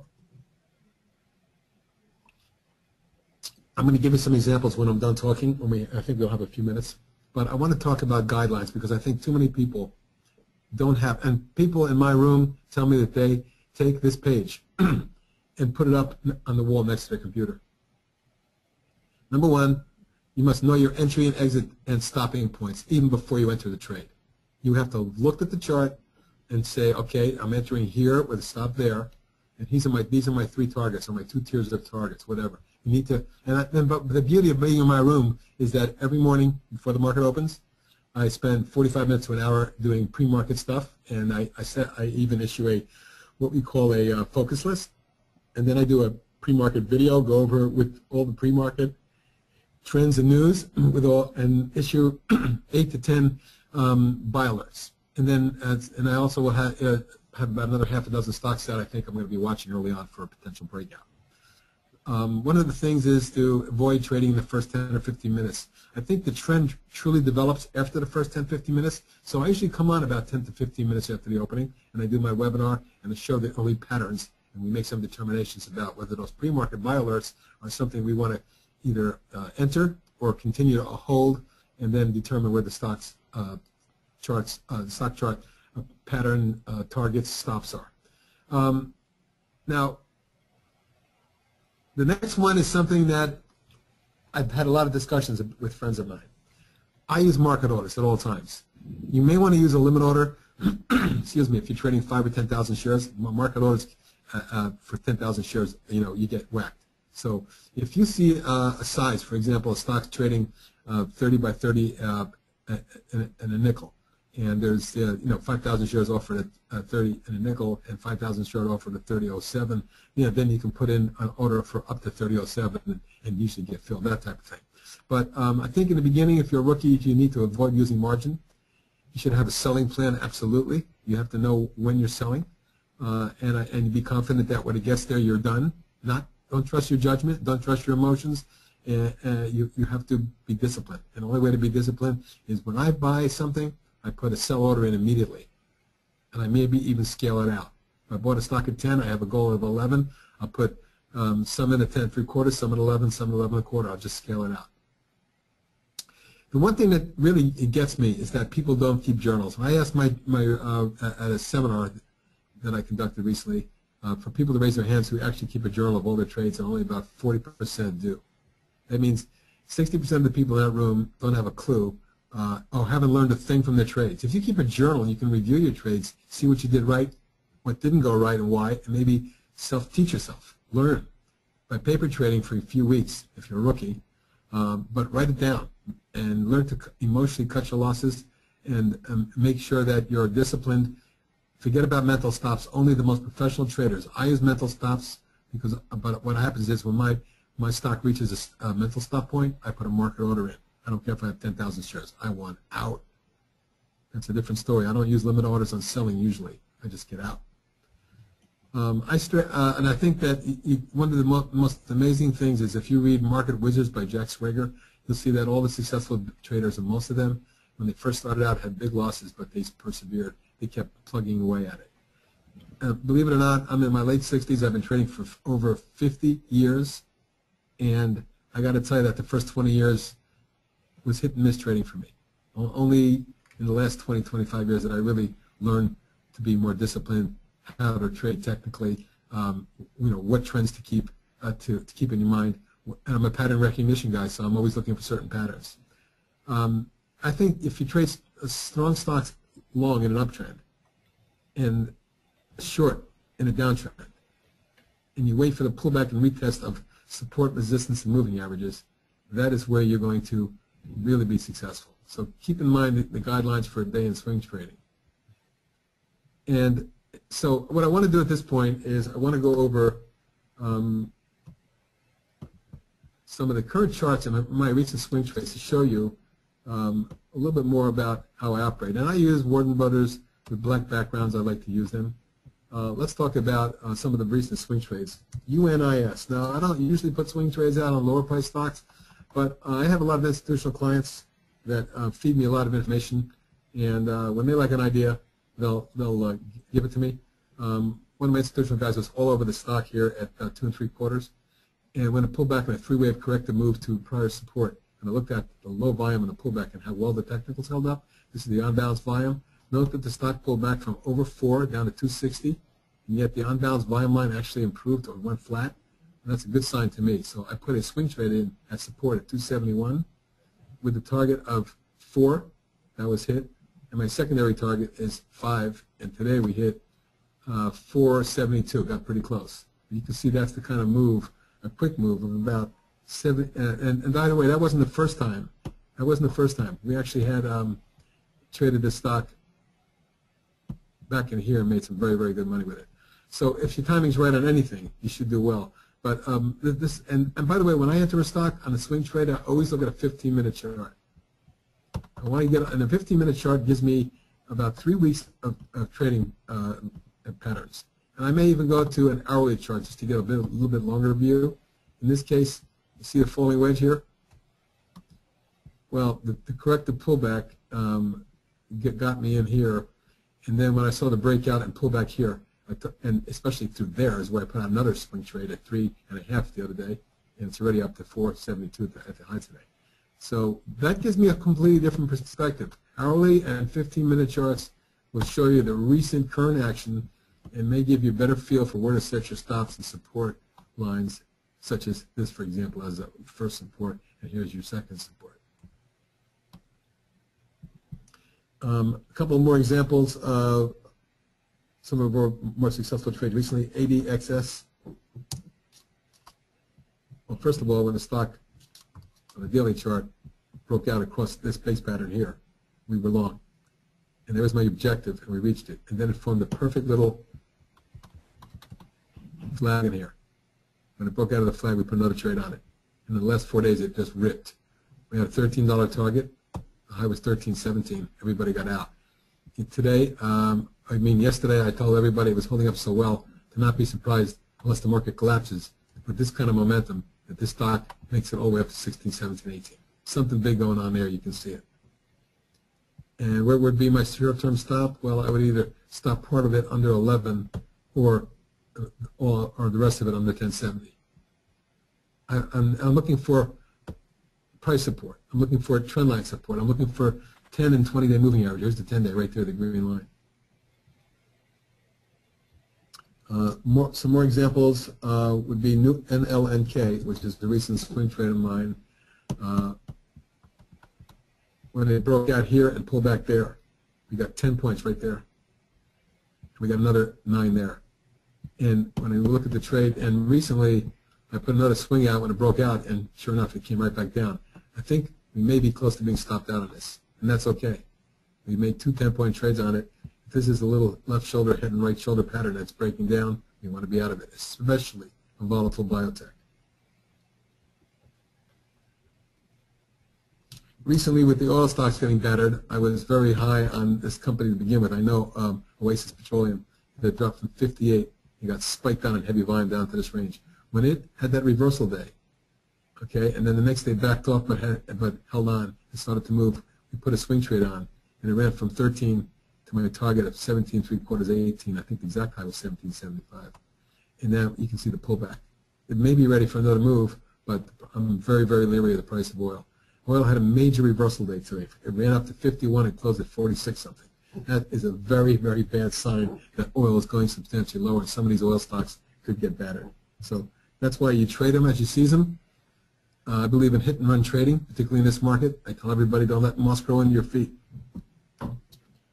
Regulus Therapeutics is another beautiful biotech. When it exploded here, I put a swing trade on it, and it ran from 13 to 25. And you can see how after it pulled back in a three-wave corrected falling wedge to the 50, I put a swing trade out here, and it ran up to my target at 19 3/4 to 20, reaching 2018. It just recently pulled back again, so I'll be watching this one. But again, I entered this stock after looking at the 15-minute chart and examining that more closely. It's going to need a little bit longer time frame for you to see what it was because it was a while back. Okay, so yeah, when the stock reversed, we got in and we got out, and that's the key to day trading in particular. But swing trading, you got to be a little bit more patient, and you also have to be make sure you have stops in place under logical points. Taser is a good one. We recently had a look at the daily chart on Taser. Isn't that a terrific, beautiful rising channel? Well, you can see for the first time in a while it's actually breaking the trend line. So I have stops right now on Taser under 24 3/4. It's 25.23. I'm not going to be patient with any stocks that have had big runs in this market, as they can easily pull back. Taser's been a popular stock. It's gone from 13 to 27. It's doubled here in the last 90 days, so it's always vulnerable. But if it does hold support and the market turn around, we get a rally, my swing trade target is 32 to 33 on this. We shall see. And to give you just a few more, Planar, PLNR, is a stock that I love when it had that breakaway gap and pull back. I told everybody you may have to be patient while it consolidates. It took about a month, and then it popped.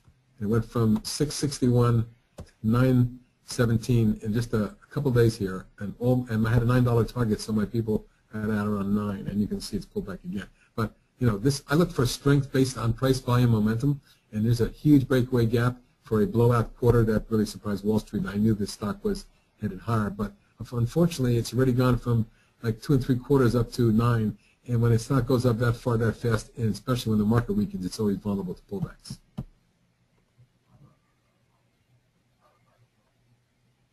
Another swing trade we put on a couple months ago is Beat. We had a perfect base pattern breakout and a little coil. And when it broke out of here, the wedge, I should say, around the 8 and 830-40 range, we put on a swing trade with a target of 10.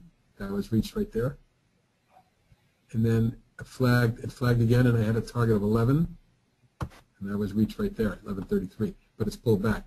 My next target would be around 12 and as high as 14. Everything depends on market momentum and individual momentum. And that pretty much concludes my presentation. Ken, you said you wanted to take a couple minutes with some questions. Hey, yeah, sure thing. Hey, and I appreciate it, Harry. Really good presentation. I was taking a few quick notes here. Some of the things we've got in common is we don't use trailing stops. We both use sectors and industry groups. We make sure we got a good trading plan put together ahead of the open.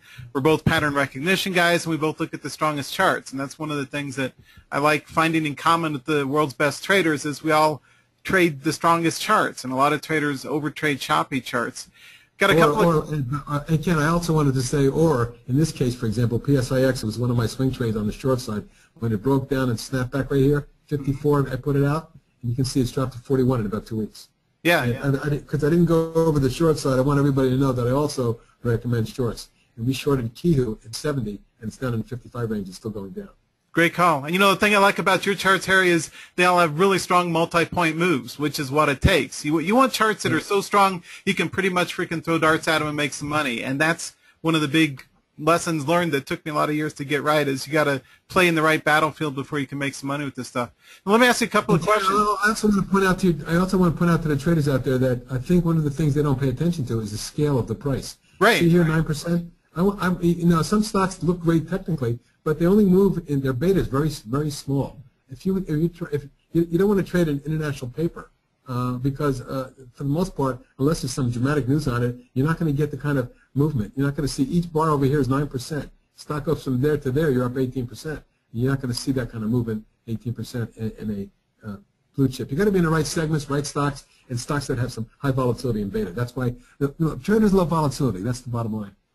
Right, and that rightmost column with the price action, I like a minimum of 10% range on a 3-week chart. I'm sure we all got different numbers, but things that have enough juice to make a decent trade make sense. So Let me ask you a question. So here's one. Harry, what are a couple of the biggest mistakes you see traders make over and over again that your training helps them out with? Because we've all made the mistakes, and those of us who know how to do it, we've overcome those. But what are a couple of the common persistent screw-ups that traders make all the time that's kind of frustrating that your training can help them overcome? There's no question the number one mistake everybody makes is, I'll give you the two. Number one, they don't trade with stops. And then they have to question and second guess themselves. If the stop's not in and they don't take the loss, and it gets to be a bigger loss, and then a bigger loss, they'll say to me, what do? I bought it 3 days ago. And I said, wait a minute, 3 days ago that was a day trade, not a swing trade. Why are you still holding it? So that's the problem. They don't have a key, they have a tendency to want to hold something overnight when they're day trading it.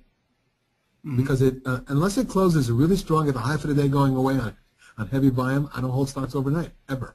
You know, yeah. Who needs, like, you can take a look at stocks that will explode one day and they'll be up 100%. And the next day they gap down and they go down all day. Yeah, so, just like a BlackBerry. Yeah, like BlackBerry today, BBRY. That's the perfect example. It ran up, it gave back half overnight. So that was a day trade, not a swing trade. Right. We were in at 1170. I got everybody out at 13, and it closed at, I think, right on that range. And the next day it opened at because of they denied the merger. That was a scam job. Somebody's going to pay for that. Yeah, you're right. See, so yeah, so you nailed it, right? See, good traders, we think a lot. You know, we got these things in common, so that's good. So. Yeah, you're exactly right. I find that traders overtrade choppy charts, and they don't get out of trades early enough when the signals go against them. They're too slow to get in and too slow to get out. So professional traders, guys like us, we're mechanics. We know when to get in and out. It's usually earlier than the crowd does. The average home retail amateur traders are too slow, and they're left wondering, holding the bag, what happened? And well, yeah, you should have been out an hour ago or a day or two ago. So I don't know if you find that too, but they exit too slowly, I think. Yeah, no question. Not only do they exit too slowly, but they don't know where to exit. They're constantly asking me in the site, where do I sell it? What do I buy? I said, meanwhile, I gave you when I give a person a day trade idea, I always tell them what the targets and the support is and where the stop is. Yeah. That's the beauty of my room. You don't have to do any work. You just listen to the box man. Yeah, and that's my way to do it. Yeah, I like that, Nick. Yeah, you guys should all try Harry Boxer. He's one of the world's best out there. Hey, second and last question here, Harry. Thanks so much for being here, too. It's great to share the platform with you. You're on the real short list of people I'm enthusiastic about working with, so appreciate that. Hey, based on all your trading experience, what's one of the most important things traders should keep in mind as they try and struggle towards becoming break-even scratch traders and start making some money potentially? What's the kind of the biggest screw-up, or on the positive side, what's one of the things you would encourage traders to keep in mind in terms of how to become more successful? Maybe an aha moment that you had personally, or things you've seen other traders do that helps them move forward. Well, number one, read my book, because I'm not being facetious. There's so many great ideas in that book. I didn't think that when I sat down and wrote this book that it would come out as well as it did, and I was very, very pleased with the content and the way I think it's easy to read. It's in layman's language. You'll see a lot of the things that I do and the things that I recommend you do. And if you want to use my service, I think the best way to use it is by knowing how I trade and why I do certain things and why I say certain things. But the number one mistake people make is they don't trade with stops. And I don't care how good you think you are, how good a stock is, do not fall in love with the stock. I think you're much better off knowing looking at the chart and having a number on it, not even knowing the name of the company. Because if you knew the name of the company, you'd fall in love with it like everybody did with GoPro at 100 or 97 when I was selling it there after buying it at 40. Right. And I didn't care. I didn't care how great the product was. Yeah, it's all about hit and run trading, trying to make money out of these charts, and not looking at brokers or the news. I don't care about the news. I could care less what the company is other than sector membership. All I care about is can I, buy at 30, sell at 32 or whatever, and try to make some money off the trade. So good stuff. All right. Exactly. Thanks, Harry. Any other last comments here before I pick it up and cover day trading for everybody? No, just that I encourage everybody to come in for a free 2-week trial and check out what we're doing. I think you'll be very pleased. And just read the testimonials that are scrolling up on the right side. I think you'll be very impressed. Yeah, I agree. Yeah, Harry, all you guys should go try Harry Boxer. He's one of the world's best and highly recommended. So appreciate it being here, Harry. It's been a pleasure. It's been my pleasure as well. We'll talk to you again, Ken. And bye-bye, everybody. Okay. Night, Harry. Thanks. Hey, traders, I wanted to welcome all of you here tonight. Let's go ahead and jump into my day trading approach, one of the things that I think will help you is if you start looking for minor gap continuations, and that's my own approach. These are all my calls in my live room today. The reds are stops, greens are wins, grays are break-evens. We go long on the green triggers and short on the red triggers. And the most important column isn't the prices. It's the instruments that are actually worth trading in the first place. So, for example, our gold miners were up today, and gold sectors. So whether you're looking at things like Newmont or Barrick or the gold ETF, you could pretty much freaking throw darts at any of that stuff. I picked Goldcorp because it's my favorite price range. This thing ran 20 to 23 and had really good volatility in today's markets. One of the things that I encourage you to do as you're looking for trade setups, again, this is Ken Calhoun, Winning Day and Swing Trading Strategies, part 2 of 2. You may have seen me all over the world and everything. You guys don't need to see my PowerPoints. Let's just jump into how to day trade the market. One of the things you want to start looking for are these minor gap continuations on a 2-day chart. And never, if you want to quit taking stop or reduce your stop loss rate dramatically, wait until at least 20 cents above a previous day's high before you day or swing trade an instrument. On the street, we call these in days, where things are inside the previous day's range. Out charts are your best money shot for best trade setup. So those are the ones I want you guys to focus on. One thing that Harry covers, and I do too, is really important, is have a pre-market game plan put together before the market opens. So, for example, I pull up the E-minis, the E-mini contract futures, the ES. Today they were gapping up, and they should say they're breaking out to 2-day highs, but they quickly came back in the market open. One of the things I encourage you to look at as a lead indicator for which way the market's going to open is the NASDAQ 100 pre-market indicator. I've been using this for 15 years. I use these signal charts. QMI is the signal for that. This morning it ran from 8:15 till the opening bell. This thing ran up a full 13 points. So at that kind of range, that told me we were going to get a long market open, which we did. The market ran up sharply on the open.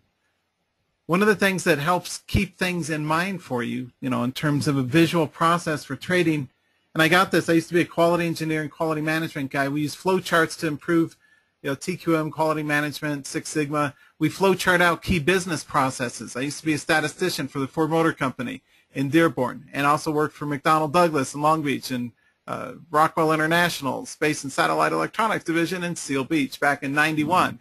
Anyway, one of the tools of the trade for improving how work gets done in any company is to flow chart out how things get done. And one of the things as a trader, I've had tens of thousands of downloads on this last 14 years, is make sure that you have a pre-market game plan of reminders of things that tell you what technical criteria to look for. And I'm not going to go into the details of what I put in this. I just gave you the link, and you can look at this at your leisure. But this is a really good idea for you to help you improve your trading.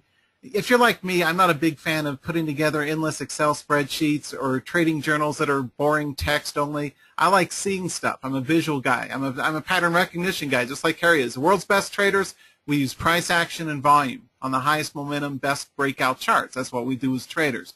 Well, the process behind, kind of pull the curtain back behind a professional day trading stock process is here. And one of the things you want to do is keep criteria in mind that tell you whether or not you should put on the trade, what sectors are the strongest. This was back when the internet sector was called GIN. Back in the old days, I've been around for 15 years now, but put together a flow chart that maps out a visual process. And then once you're in a trade, manage it based on your unrealized P&L. These are some real money trades. This is when I was going 20 grand large. I was 20 large against the street back in a few years ago when the market was selling off. I was going long in the bear ETFs. You want to focus your energy on unrealized P&Ls. And, it's not too bad if you get a $1,700 day. Now, this was $1,700 the hard way. This is a couple of dozen trades I made in a given morning. But the point is, as a trader, you want to manage your trade order flow off of the unrealized P&Ls. Use your chart patterns to get into the trade, something that's actually worth trading for a breakout. But use your unrealized P&Ls to get you out of the trade. For example, if you're up $300 in the trade, if I'm up $300 in the trade, I'll be damned if I let it go back down to break even. Like Harry said, hit and run trading, exactly right. That's what you want to do. So what the tip is, the strategy is, identify for yourself a dollar cost, not a trailing stop, but a hard exit. You know, for example, if I'm up 312 bucks in a given 200 share trade like this one, I'm going to let it go down as far as maybe $280, maybe $270 unrealized P&L before I close out that trade, because I'm going to lock in a profit. I don't care if there's a horizontal support line. I'm about money. If I'm up a few $100, I want to take 70-80% of that profit. That's how I bank profits in my trades. Is, you know, when I'm wrong not too big, maybe 60, 50, 60 bucks. When I'm right right up to a couple $100, and it adds up. And that's the professional's approach to trading, is use your unrealized P&Ls as a core indicator for when to exit your trade.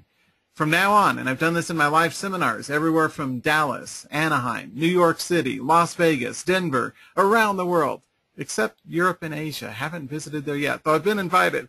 One of the things you guys want to do is manage your exits using your unrealized P&L, and make sure that, say, well, it trades up a few $100, keep most of it. If it starts to go down, who cares what the chart says? The chart is history. All I care about is making money. I mean, I'm kind of just out there with it, but I am honest, and I trade to make money.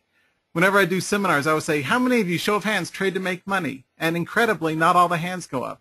We're all in it for the money, at least I am. So the science of making money is all about taking a look at your unrealized P&L. So now let's take a look at some of these charts. Here were my, let me explain why. Let's take a look at a couple of them. An early breakout winner. Now, I like to wait till 5 minutes after the open. You may want to wait 10, 15 minutes depending on your experience level. Usually not good to do open order fills during the first couple, 3 minutes of the market, because those market on open orders, they're called MOO, orders by the exchange guys. My institutional clients would tell you MOO order flow, market on open. That's zigzag choppy. You don't want to screw around with the first couple of minutes. Wait till, say, 5 minutes, at least 9:35 before you put on your trade. Like Harry said, too, I mean, you could see 9:45 was sure enough a good breakout trigger point in this. GoCorp, I said to go long this morning in my live room, which is tradingtheopen.com, the most expensive live room in the known universe, and well worth every freaking penny. Just got a new subscriber tonight, so thanks to whoever you are out there. My long calls this morning, I said to go long here and there, and we sold into resistance in the low 22s. It was 22 and a quarter or so. Anyway, that was a good breakout today in my live room with GoCorp, 21.7, and again, we went long. We hit it at 21.8.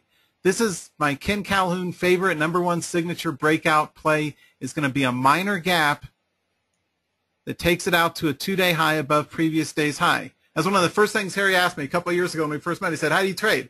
And we were talking on the phone, and it was neat. We're sharing war stories and all stuff about some of our best trades gone right and all that. And he said, how do you trade? And I was telling him my #1 trading setup is minor gaps that continue on up. Okay, now how about reversal plays and price action projection? One of the first things that you want to learn is what's worth trading in the first place. And so you're looking for these things that have nice, clean, wide, open range breakouts. Think of it like a beautiful model with long legs. You don't want to trade things that are short and squat and dumpy and all that. You want things that have nice, wide, multiple point, or at least a 1.5 or 2 open range breakouts. So that qualified it for me to put it on my watch list this morning. Now, I do all of this, most of all this, before the opening bell. I identify the best movers before the bell. And so, for example, I said, what was it, 33.8 was the first short, was right here, where I told my traders to go short. Now, who can tell me why? Here's another technical pattern. Nobody publishes on this, but it's a very valuable one. You've all heard of opening range breakouts, and that was a concept popularized by Tony Crable in commodities many years ago. Well, I look at the closing range and trade outside of the closing range for open moves. So, for example, if you have a bearish engulfing type pattern that traverses that entire last 30 minutes closing range, I'll hit it short. And sure enough, that's where we went short today. I said go short at 33.8 and again at 33.4. Okay, we covered out. I had them cover out a bit early, right near the 33, because whole numbers often provide support and resistance for professional day trades. So one of the things that I like to look for is these type of patterns. I had them go short here, short again there. We covered here into the drop. Now what about the pivots? This is what I call trading both sides of the mountain. When the price was down here and starting to congest and starting to bounce, I called the long at 33.8 this morning. I'm sorry, 32.8 was the bounce long. 32.8 was first long right here, And I called that when it was down here, when it was congesting down there and starting to bounce with some decent volume. I said, guys, go long at 32.8. I want you to hit it again if it gets over 33 and a dime. And that was our second long. And I had him sell it. We didn't get the exact top. I had him sell out at just around 33.40. But that was first long, second long, and the exit today. Good professional day trades. Now, why did I call the long here? Why in the world? It was going down. Well, you know, as Harry says, and as all of us are good traders know, we're pattern recognition guys. Average true range, ATR, or previous day's high-low range, is about yay tall. Okay, so I knew by extrapolation, price action projection, we'd go down about that far before reversing course to the upside today. So that's why I had my guys work out of the winning open shorts, flip to long. Okay, that's world-class entries, if I do say so myself. I got my guys in this morning long off 10 cents, but you know, above the exact bottom of day. I called it long, and I've got it on video too. I'll probably put the video today on my YouTube channel so you guys can see. Anyway, that was a long call, and sell. Price action projection. If it moved this far yesterday, it's about likely to go that far today. So if you're looking for reversals, another quick tip is the sharper the angle of the price action, the weaker the breakout or the breakdown is, and the more susceptible to a 50% pullback it is. Either if it sold off and bounced, like this one did. They go down. I published on this at equities.com. Often you'll see a move down, a bounce to around 50% of that previous range, and then a resumption of the initial trend. Classic Calhoun 1-2-3 pattern. And they've got 2 articles on it at equities.com as one of the featured contributors. Anyway, that's a classic pattern to learn. Now, we don't want to trade bounces if we have, say, a strong selling signal, which is, say, a 45-degree angle. That's a very strong selling thing, and it's likely at best to do a half-hearted whimper and a bang and continue to grind on down. So you don't want to short something that has a relatively strong, or go long on a bounce on something that's a strong 45-degree angle breakdown. You only want to reserve bounce trades, long bounce trades, for things that are close to vertical, close to 90-degree breakdowns, and we nailed it today. So I gave you a few things to learn from. Price action projection, using that 1-2-3 pattern, and specific examples. I had a couple of stops today, but overall we came out smelling like a rose because we got these patterns correctly. Now, what if you're late to the party? Here's another good example of one. I was pulling up the leaderboard scan. I use Control L, and I'll look at the day's classic day trading, right? We use our stock percent gainers, and we click through these to see which ones have the best breakouts. I did that for my guys here. I think it was after 10 o'clock, so it's getting a little bit late. I trade as late as 10:30, and that's it. I'm done. Hit and run the first hour of the open, and then we're done. HDB, I called it long at 54.7, which is a little late, and 54.8. Long breakouts continue to work, though, for another almost a full point throughout the rest of the trading session. And the reason I knew this was going to be a strong continuation breakout versus a gap and trap or a false reversal or false breakout that pulled back. I called that long a bit late in the breakout because of the strength of this channel, right? We had not quite a 45-degree angle classic great breakout, but it was still so strong it attracted new buyers. And that's the trick, isn't it? Not just buying new highs, it's buying at a breakout that's so strong with high volume on a nice high velocity momentum breakout, it's likely to attract new buyers after you put on that trade. And that's one of the things that I think can really help you as you're looking for strategies that make sense in today's markets. Here's an example of a bounce in PPC. This one I did not catch the short for my guys. This one I found out about, I think one of my traders had mentioned it later in the session, and at that point it was already down here. So I had said at that point, let's consider a bounce long at 33.7, which hit there for a bounce. And again up at 34.3. And I had him get out right under that 35 whole number. Right? I think I had us out at 34.90 and change. Anyway, that was long 1, long 2, and exit. So for day trades, one of the things you want to look for are whole number support and resistance. Right? You often find that. This is from back in the fraction days. For those of you old schoolers like myself, if you remember back before fractions, you youngsters don't know that, but back in the day, back before 2002, we had fractions. And so whole and half numbers and quarter points all became important, right? So whole number resistance is one of the things that I've day traded since the 90s and still do to this day because it's such a brilliantly effective, lethally correct approach. I mean, look at this. what do you notice? And I'm not cherry picking. I just pulled this out of today's alert box, my game plan for my tradingopen.com live room members. 33, whole number support. This is an inverse head and shoulders. Left shoulder, head, right shoulder at, oh, wow, 34. Who could have guessed? Wow, what did we find resistance? Oh, at 35. They gapped up to, oh, what, 36. Kind of what did they all have in common, folks? All whole number increments that provided especially good technical signals for an astute professional day trader. And that's the thing that we bank on as traders. Now, Harry mentioned industry groups, and that's an especially valuable strategy I've used for, in any good trader, we use these for many, many decades. Gold miners, all things gold were glittering today, right? The market was dropping a bit, so Newmont is one of the gold miners, NEM, the ticker, ABX, Barrick, another good gold miner, GDX, not quite as strong, but that's a gold mining ETF. The one that I picked for my guys was GG, and it turned out, that was the strongest pattern. We had a nice 45-degree angle breakout and a nice gap continuation runner. And so those are the type of patterns that you really want to focus your energy on as a trader is sector membership. How about wild and wacky charts like Target, 76.3, bounce trigger, short trigger at 76.2, playing after move, or one that had moved relatively strongly yesterday was BlackBerry. This thing had I think it was a Samsung buyout rumor, and this thing ran up sharply. And Harry nailed it. He got his traders in last piece of the run. Sure enough, it gives it back. This type of thing is a day trade. You don't want to hold that overnight. You're going to get killed. And sure enough, it pulled back to where? Ken Calhoun's classic 50% retrace, right? Moves up, pulls back down to half, keeps going down. And I called it short for my guys at 10.3. So now we got a piece of the action on the downside.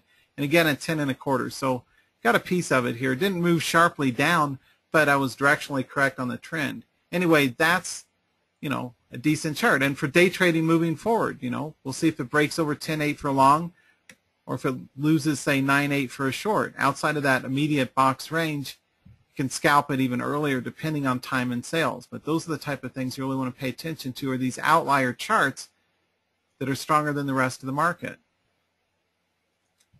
And one thing that's really important, and FLML, that's another one I posted triggers on today. This one I took a stop in. I called it long at 12.7. The first time it stopped out, the second time it ran 70 cents. So I guess that should be a scratch trade. We were one win and one stop. But the point is, next long, C13.6 is set right above what turned out to be the high of day. So I kept my guys out of trouble. We didn't go in long again because they never hit 13.6. Though, hint, hint, that might be a good trigger for an upcoming day ahead. Anyway, you're looking for these exceptionally wide high volume charts. Again, this column is the most important thing to get right each morning. You want stocks that are so strong you can pretty much throw darts at them at likely inflection points and come out with winning trades.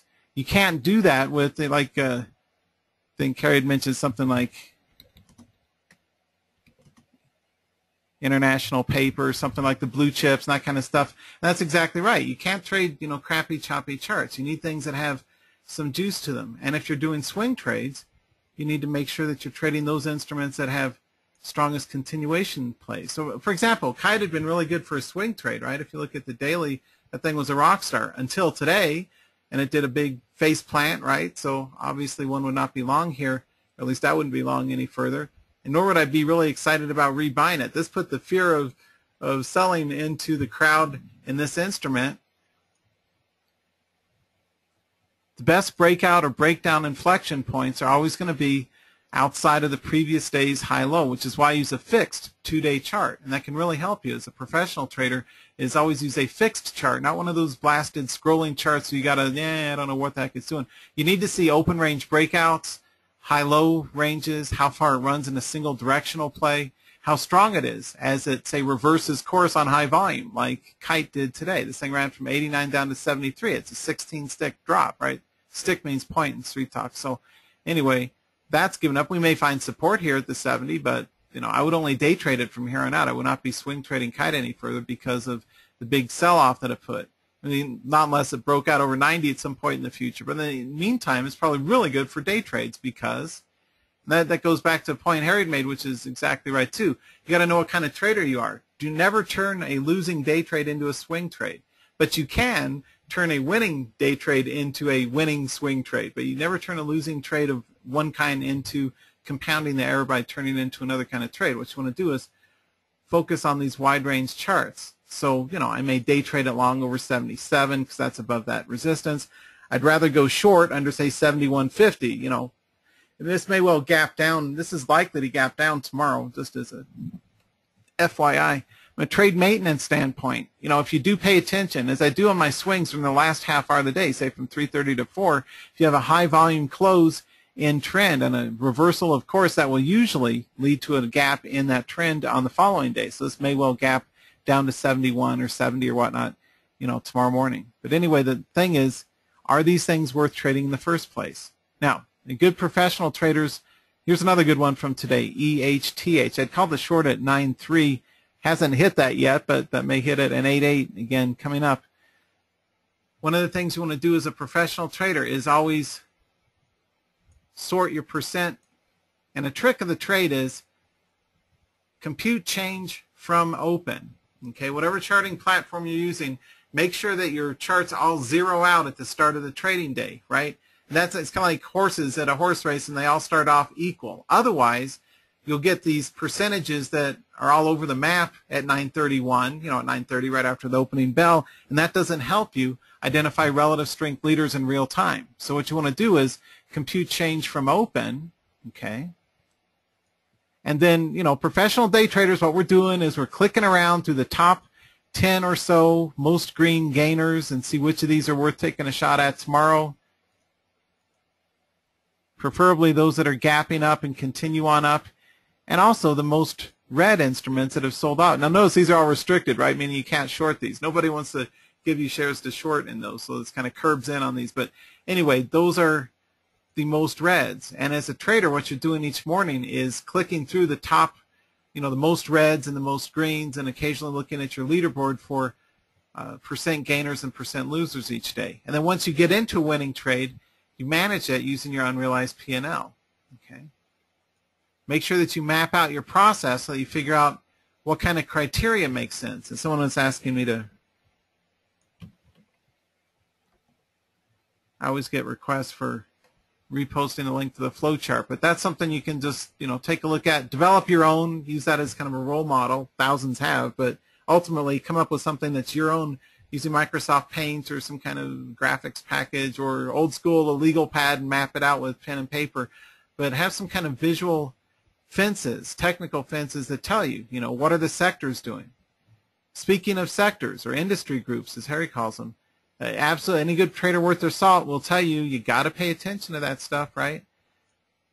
What are the strong moving sectors? Well, they were selling biotechs like a son of a gun today, off almost 3% from the open. 3%. The NASDAQ, 2.38%. The New York Stock Exchange, we're off over 2%, which is significant. So they're selling biotechs today, is the short Reader's Digest version. The VIX was up, which is a bearish indicator, as was gold, which is another bearish indicator, right? So that tells you, for tomorrow and the next day, you might want to short biotechs on continued drops. You might want to buy gold-related instruments on continued buying, because sector volatility tends to repeat itself day after day. So, for example, my question I'll be looking at least in my own account, is this thing going to break and hold over 23 tomorrow in GG? Because that's one of the gold ETFs, or the gold stocks, I should say. Is Newmont, NEM, that's a really nice reversal. Again, minor gap continuation chart. Is this thing going to take out 22? Again, those whole numbers are vital. I never buy pullbacks and uptrends. I think that's stupid, because this is an immediate downtrend, meaning sellers are in charge. Don't try and outguess the market. Well, suddenly they come back to life and blah. No, at best it might go 10 or 20 cents and then keep selling. So just say no. Just say no. If you want to make money as a trader, wait until you're beyond likely resistance triggers. So anybody who's long from anywhere down here is going to be selling to you up in here. You got to think like the street does. Like one of my market makers, one of my institutional guys, you've got things that are breaking out to new highs, but we're happy to take profit at 21.9. Thank you very much. If I'm in from 20 1/4 or 19 and change and it's up to 22, I'll sell it to you all day long up there. I'm happy selling to you, banking a profit. So don't jump into a brand new trade at places where professionals are exiting their old trades that are already in the money. The doom of traders is that you guys overtrade choppy charts. I've trained literally tens of thousands of traders over the last nearly 20 years I've been in business. And one of the things that I've learned over all those years is that you need to, I won't say an unfair advantage, but you want to have at least an edge. That I call it trader's edge, used to be the name of my newsletter. You have to have an edge where you're trading these instruments that are so compellingly strong, so magnetic for new buyers, that once you get into a trade, it's likely to keep going. Now, it's not to say you buy a high. I would, for example, use that whole number resistance technique. Okay, so for example, and that's a good rider downer, HDB, I wouldn't buy it till it breaks over, say, 56.30 myself. Not a trade recommendation, just for educational use only, blah, blah, blah. But, show me it's able to show its true colors and get some buyers over 56 before I put my money into this thing. I'm not going to screw around with it right here because I'm going to expect it's going to try and screw me in and do a false breakout and come up to right over 56 and then plummet back down. So as a false breakout filter, and I've published on this in Technical Analysis of Stocks and Commodities and Active Trader for over a decade, and Equities.com the last few years, and spoken on at the Traders Expos the last 15 years, make sure you have a false breakout filter roughly, say, 30 cents above a whole number. So I won't touch this till it gets over, say, 56.30, with the expectation that it may go up to 56 and a dime. And does this sound familiar? You've ever done this? Hey, it broke there, so I'm going to buy 56.15. I get a fill. I'm all happy. And then suddenly not, because it suddenly starts a parabolic curve against me. Then I take a $200 or $300 stop and get pissed off about it and don't tell my wife because I'm embarrassed for losing $200 or $300 when I should have known better. Well, after you've blown up a couple of trading accounts and you've learned your lessons and paid your dues as a trader, you learn these things. Your goal is to take money out of the market, not to give money. That was the trick. Yes. If you want to take money out of the markets, you got to learn how to think like a professional trader. And everything Harry Boxer says is exactly right. The guy's a pro. He knows his stuff. He's a great mechanic. I call him mechanic is like the highest, what I call in my lingo, highest honors I can give to somebody. The mechanic, he knows how to work the market, just like I do. And you're looking for commonalities. For example, what did Harry tell you that syncs with what I told you? And we have a lot of things in common. I took notes. We don't use trailing stops. I agree. We use sectors or industry groups. So all things that are gold are glittering lately. Newmont, Goldcorp, Barrick, all that stuff is up. So I want to trade gold at new highs, right? Those are industry groups that are on fire right now. Always put together a pre-market game plan ahead of the open so that you've got at least the instruments, your focus list identified. Preferably, what I will do is I will often put buy stop orders in my I use Interactive Brokers, I use IB. I'll put in my buy stop orders ahead of the market open, slightly outside of the current trading ranges, and then let the orders get filled automatically. So that way I'm not frantically hunting and pecking and screeching through all these charts like a bat out of hell. It's much more calm and relaxed if you put your buy stops in ahead of the bell, but make them far enough away from the current trading range where you don't get taken out by random noise. And that takes a lot of practice to get those trigger points right. But that's what you want to do as a trader. All right. I'm out of time, so let me wrap. I'm always start on time and end on time because I respect your time.